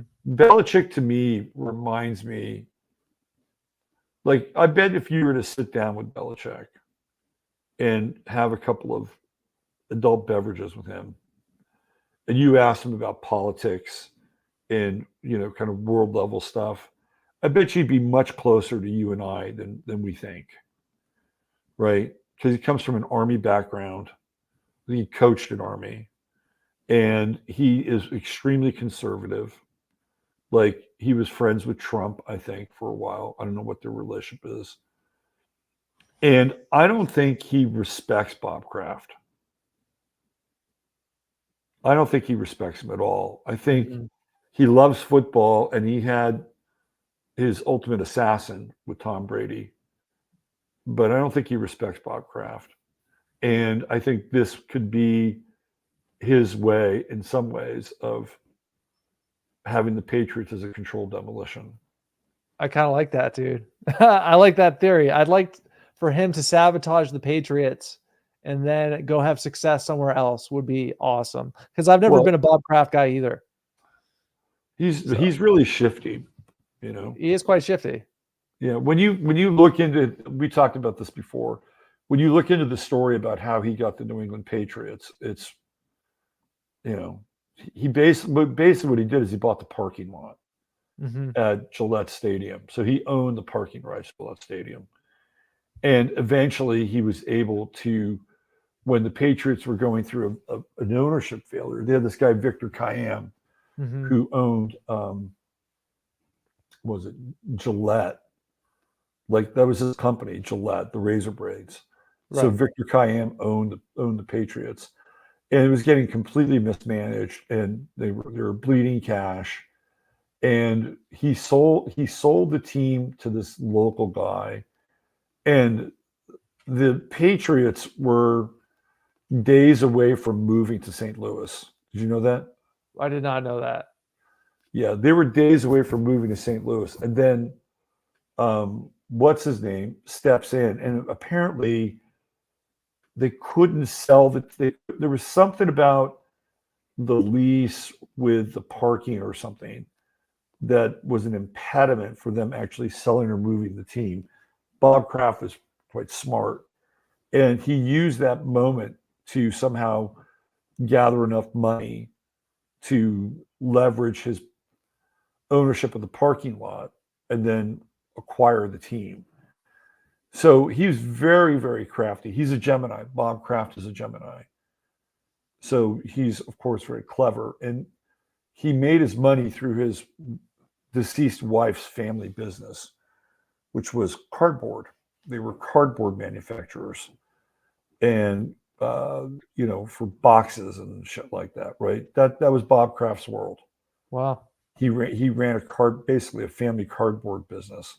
And it was through that he accumulated enough money to buy the damn parking lot and then eventually get the team. And now he hangs out with a bunch of young hip hop guys, right? And tries to be fucking cool. And Isn't that weird? Bill Belichick hates that shit. Yeah. Isn't He that hates weird, man?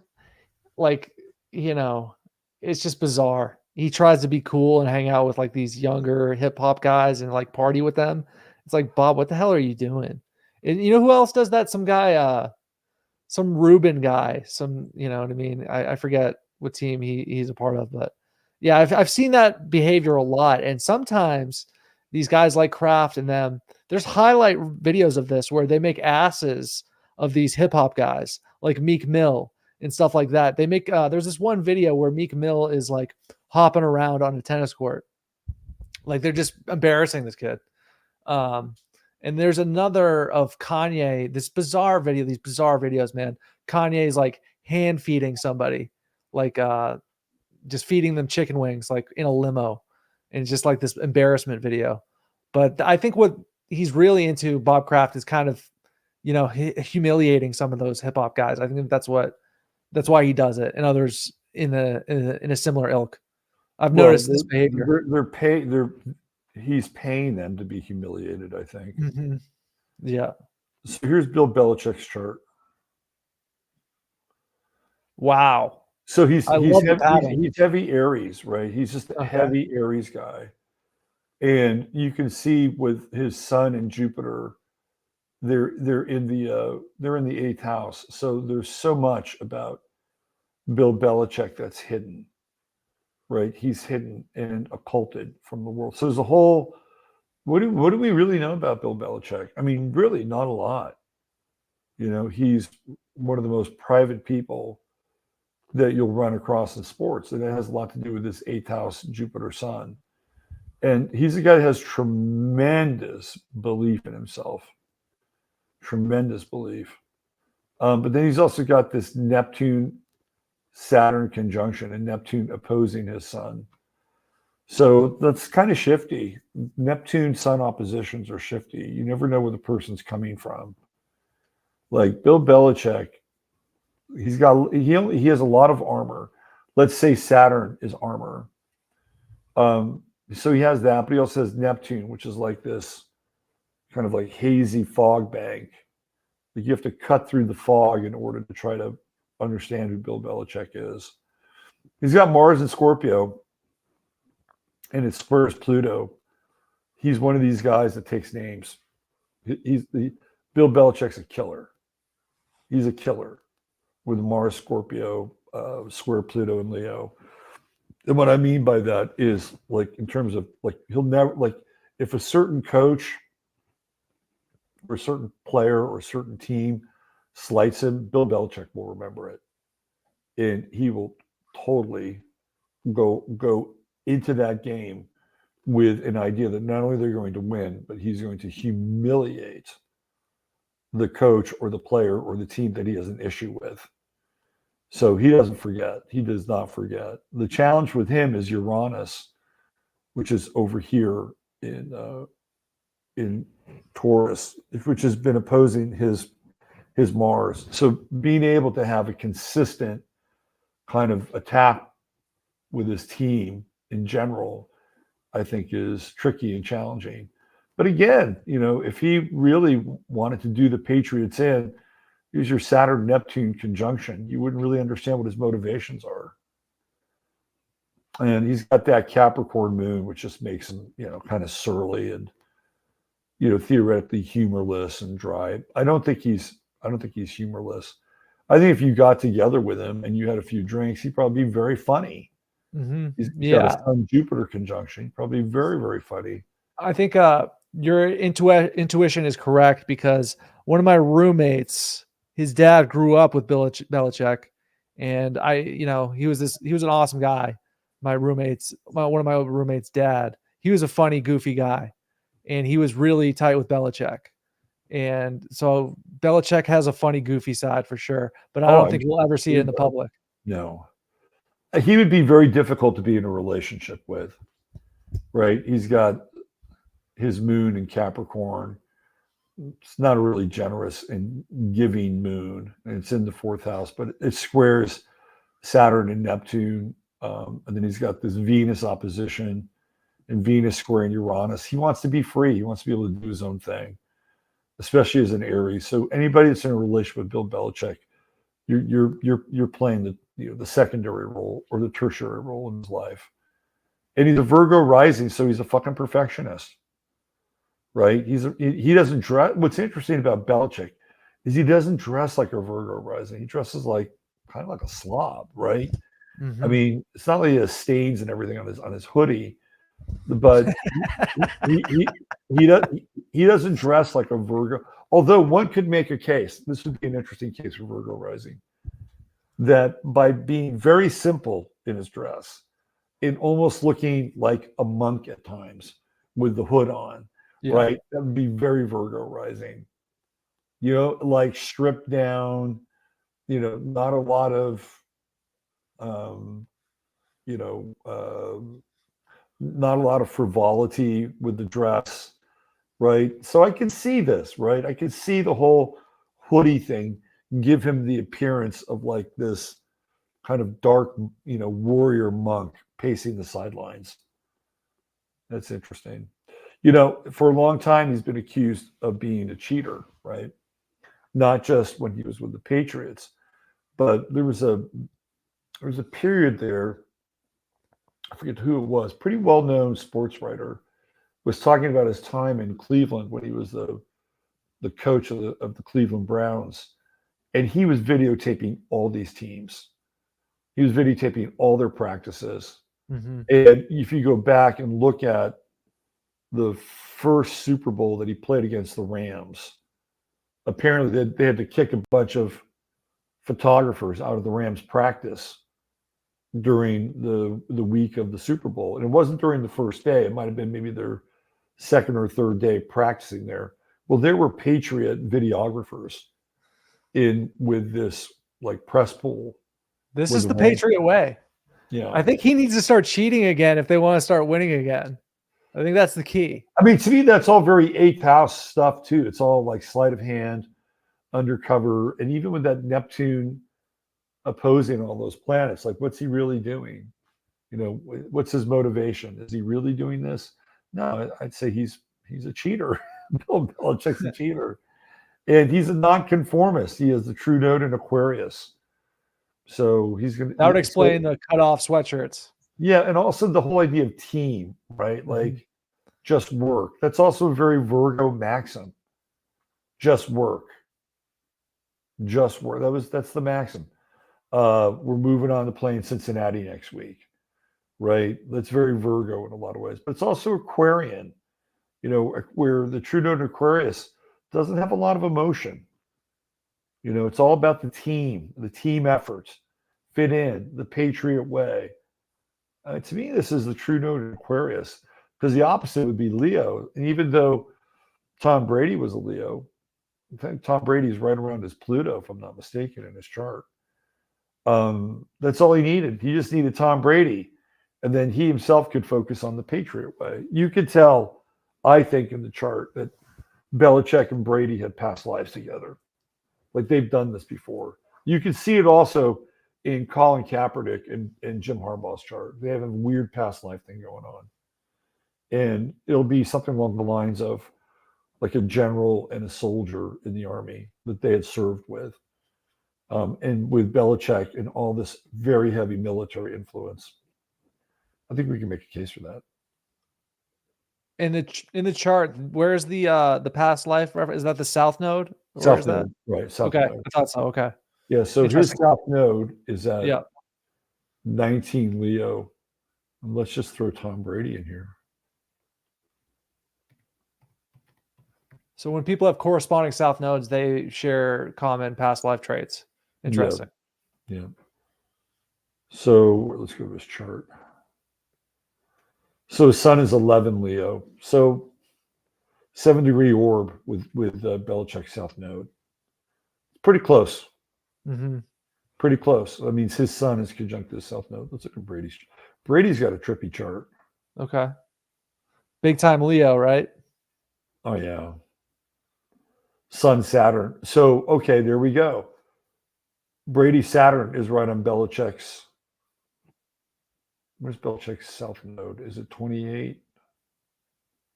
I think Belichick's South Node is 20, 25. I think it's 25 Leo. So the South Node is even, Saturn's even closer. So that's what, 6 degrees. So Bill Belichick's South Node is around Tom Brady. So I would say this is interesting that in the previous. Can the audience see Brady's chart right now? Let me see. Here, let's do this.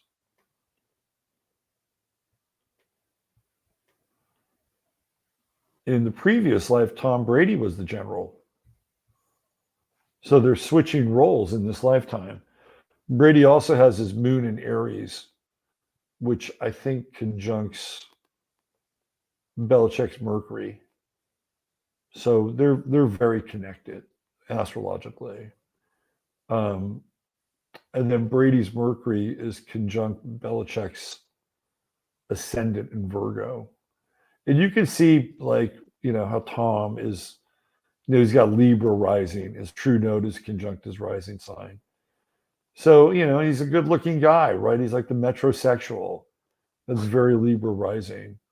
And he has the South Node over here in Aries in the 7th house. And this is where Belichick's planets are.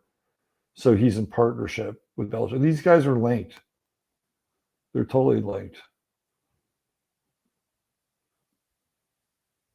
It has a similar pattern to it. The overall look of it is similar. Well, a little bit. I mean, a lot of Belichick stuff is over here, right? Brady has what's called a bucket chart. And so you basically have the contents of the bucket, which are the moon and all these other planets. And then this would be called the focal point of the bucket, which is Neptune. It's right on the cusp of the 3rd house. So that's an interesting placement for Neptune. I think the Neptune placement gives Brady a bit of insecurity. Dude, I wish he didn't get the facial lift or whatever the hell he did. You know what I mean? Do you think it's noticeable? Because I think it's kind of noticeable. Yeah, I mean, he's a Libra rising, so he's always going to want to, look attractive and look young. And he's got that Pluto in the 12th house. And one of the things I've noticed with Pluto 12th house people is that they have a deep need to experience something powerful and transcendent in this lifetime, right? Like Donald Trump has Pluto in the 12th house. Muhammad Ali had Pluto in the 12th house. Madonna has Pluto in the 12th house. Tom Brady you just go through the list of people with Pluto in the 12th house. And it's like something at a deep level is driving them to not only be alive, but to be immortal. Because the 12th house is where we leave the chart, right? And Pluto's like the reaper here. And it's almost like you better do something to leave something behind. Now, they may not be conscious of it at that level, but they are driven. And that's how I see Pluto in the 12th house. It's the need to bring something out so that the person can experience some level of immortality. Now, it's not the case with everybody, but a lot of cases in famous people, you'll see that. There's also other interpretations of Pluto, some of which are not very nice. And that there had been some kind of very deep-seated trauma that the individual may not even be aware of with Pluto in the 12th house. But often those cases of trauma are the things that can propel them as well to reach great heights. So there you go, Tom Brady's chart. Mm-hmm. So up next on the agenda, we got a little Angel Reese follow-up, if we want to go there. And then Mikey Williams which was a basketball recruit, had a big shooting trial. His charges have been dropped. We can talk about that. So those are the two other subjects I have on the little. Well, the Angel Reese thing, for people that aren't aware of Angel Reese, we talked about her last week, and I really do think we hit on the fact that she was probably pregnant. Right. That's what I think happened. Mm-hmm. And looks to me like she's not pregnant anymore. Yeah. So I think the reason why I believe that as well is just because of the nature of her not playing, and they're not disclosing the reasons why. Now all of a sudden she's back after 3 weeks, and we looked at her chart last week and it indicated that she was pregnant, and now it is no more, and that's a rather sad situation. But it's just a bizarre sort of thing that we do think has occurred, but it has not come to public light yet. So that's basically it with Angel Reese. She scored 19 points. Who cares? Poor child, if that is what happened. So I'm looking at hold on. Yeah. Is it the coach? The LSU coach there? No. So this is what makes matters a little trickier. Okay. Is that abortion is banned in Louisiana. Wow, I didn't know that. So in order for her to have an abortion, she'd have to leave the state. Okay. So the timeline makes sense. Yeah. For her to leave the state and then come back, and now she's playing again. Right. Wow. Yeah, exactly. Kim Mulkey, who's the coach, it was interesting because it felt like they were kind of lining up to do a hit on her. And I showed you that article on what is it, Anscape or whatever it's called. Right, something like that. Yeah. So they were talking about how Kim Mulkey's always been a mean person. And when you start to see stuff like that, it's like, okay, here come the character assassins. Yeah. They're going to look at everything she's ever written, everything she's ever said, anything that can be used against her in the court of public opinion to reinforce this idea that she's, treating Angel Reese unfairly. And that it has to do with Angel Reese's skin color, which could be further from the truth because Kim Mulkey's been playing. Kim Mulkey was a big time college basketball player before she was a coach. And she's coached the Baylor Bears and championships. And there's never been any hint of anything that was even remotely racist. Coaches are coaches. Sometimes they're assholes, and a woman can be an asshole as a coach too. Men don't have a patent on it. But they were sharpening their swords, right? They were sharpening their pickaxes because they were getting ready to come after her. And then all of a sudden Angel Reese shows up and, it's all good. She scored 19 points. And, right. I guess we don't have to have this conversation, but my senses and your senses is that she was probably pregnant and pregnant no more. So it'd be interesting to see where she wound up traveling to. Right, like what state she went. Oh, let's see your itinerary. Oh, I see you went to Maryland. Oh, interesting. Okay. Well, I think Maryland is pro-abortion, if I'm not mistaken. I'm not saying that that's where she went, but right. And this is all speculative. Right. It's all. But it makes sense, especially when we looked at her chart. And basically, somebody could sneeze in her direction, and she has such a fertile chart. Yeah, her chart combined with just the bizarre circumstance and the timing and the hush hush from the coach. So all like Kim Mulkey knew. Kim Mulkey, I guarantee you, she knew exactly what was going on with Angel Reese. Exactly. And the reason why she's not being character assassinated is because I think she is maintaining hush hush, right? Well, I think the reason is because Angel Reese came back.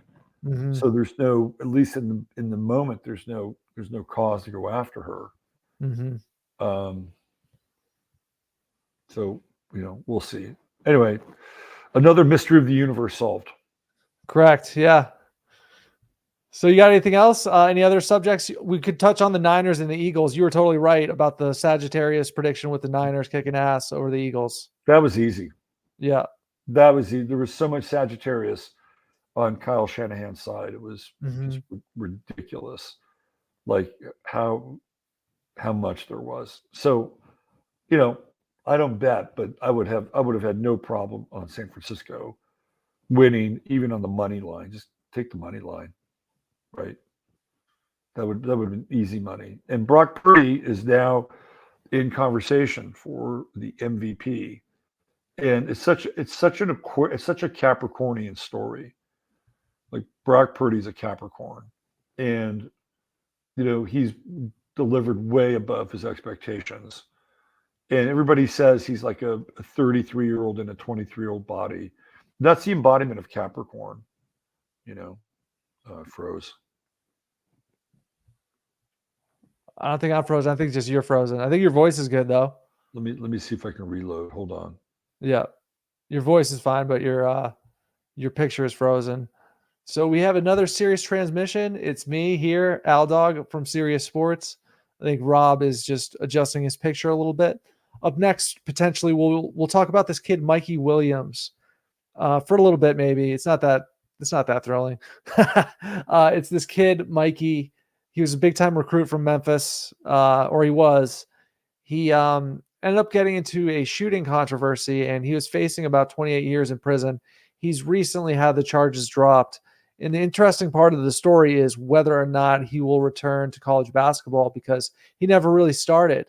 The charges and the short-lived trial basically occurred in between when he was supposed to be playing at Memphis. So he was supposed to be playing at Memphis this year, but unfortunately, because of his legal trouble, he hasn't been able to. Recently, just this past week, he's been cleared of charges because there was, no witnesses, whatever. People didn't see exactly what happened. Nobody got hurt. He allegedly fired a gun into a car or at a car. That's what allegedly what occurred, but it was not proven allegedly, and he has taken a plea and will not be facing any jail time, but he will be on probation and such. The interesting part is whether or not he will play for the Memphis Tigers. And I'm sure he's quite the serious student, right? I'm sure he's really serious about his studies, and that's why he's going to the University of Memphis to play basketball, because he's, of course, a student athlete. And,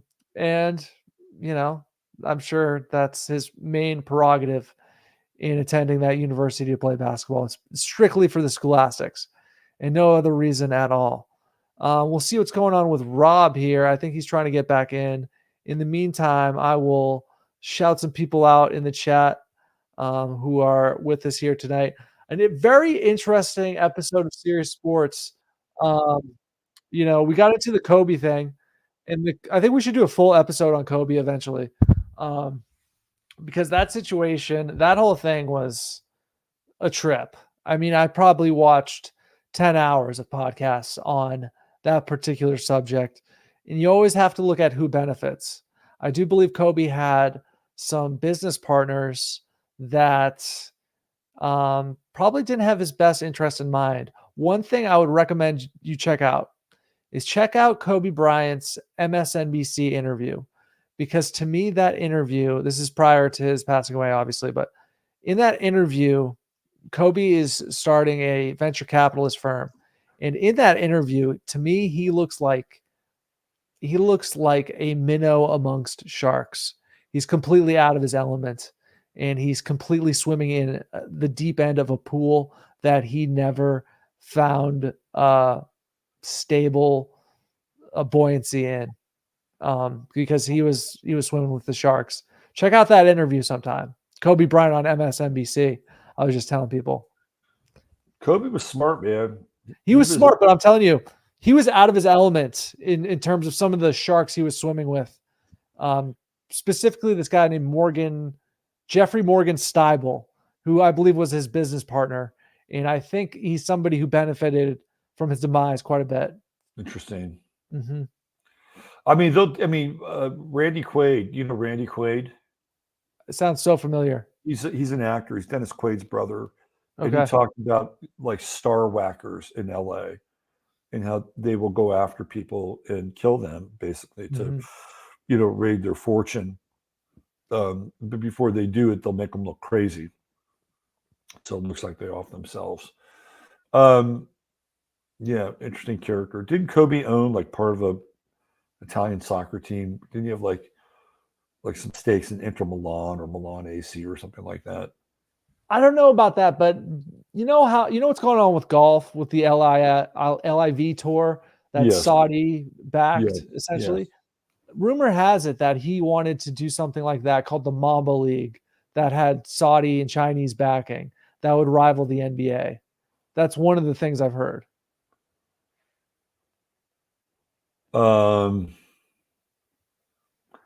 Kobe was interesting. He definitely had his sights set on something much higher. He was in 2014. He'd been linked to a group that was going to buy Bologna FC. Wow. Because Kobe was raised partially in Italy. Right. Because his dad played in the Italian basketball league. Kobe could speak fluent Italian. Yeah. Want to hear something crazy synchronicity with Kobe? Sure. So I'm at this dairy farm in Massachusetts, and I happen to be wearing a Kobe themed sweatshirt that was given to me as a gift. It had his numbers. It was like 8, 24, and I think 6 was his Olympic number. So I walk into this dairy farm, and there's these 2 women talking. One of the women owns the place, and another woman I've never seen before. And she's like, "Oh, hey, what's up with that sweatshirt?" I'm like, "Okay, it's Kobe Bryant themed. Boom, those are his numbers. Blah blah blah." She's like, "Oh, I taught him in high school." Like, what? Yeah, she did. She taught him at Lower Marion High School in Philadelphia. Yeah. And I tested her though. I was like, did Kobe have like a really lame sort of focused personality back in high school? And she's like, yeah, he did. And that's how I knew she was legit, because Kobe was so focused to the point where he was kind of dry, sort of lame in his personality and his humor. You know, if you ever watched a Kobe documentary, it's just like Kobe just talking about how much he loves basketball. Well, he's a 0-degree Virgo, so he's going to be more Virgo than just about anybody else. Mm-hmm. And he patterned his personality on Michael Jordan. Right, his mannerisms, his speech. He basically grafted Jordan's spirit onto his adolescence, because that's who he wanted to be. So, but he was a deadly competitor. He was always looking to find an edge, and he was insane when it came to working out. And I think he's an interesting character. And there are a lot of people who think, well, that was all fake, and he's hanging out somewhere else now. It's like, well, what would that serve him? How would that serve him? You get to hold his money, hide his money. Yeah. I don't know. I think he's dead. I think he's unfortunately passed away. Yeah, for sure. I think it would have been interesting to see what he would have done with the remainder of his life. Definitely. Because it would have been huge. It would have been big. I think he would have gotten tired of the NBA. Oh, I think he was probably already tired of it. And, right. And again, I was always very surprised that LeBron went to the Lakers with the giant silhouette of Kobe hanging in the background. And I was like, he'll never outdo Kobe in terms of Laker status ever. I mean, if they win one more title, they will. He will. You think so? Because he would have. He has one title with the Lakers, correct? That's right. In 2020, Kobe had what, 5? He had, I think 5. 3. I think he had 3 with Shaq and 2 with Powell. Right. So, and the thing about Kobe, he's a lifelong Laker. LeBron's kind of a traveler. When I think of LeBron James, I think about him in a Cleveland Cavaliers uniform. LeBron's a mercenary. Mm-hmm. He's a mercenary. It's really interesting from an astrological perspective. The battle between Kobe and Shaq is classic Virgo versus Pisces. Wow. Right. You had the opposition going on. And in male signs, or males with opposite signs, there are rivalries. So the shit with Kobe and Shaq was real.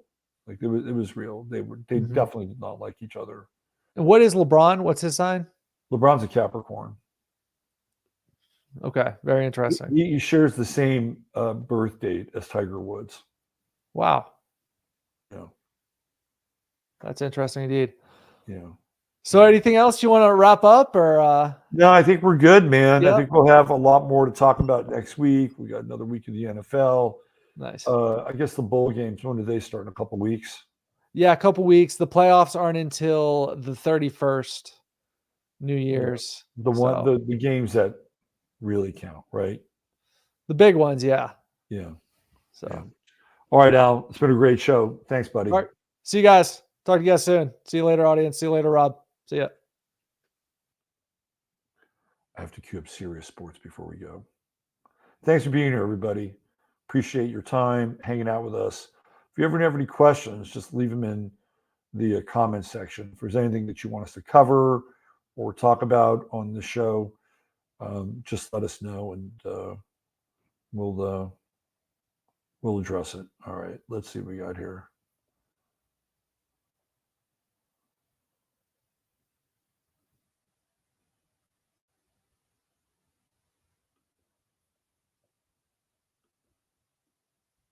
Be serious, man. You cannot be serious.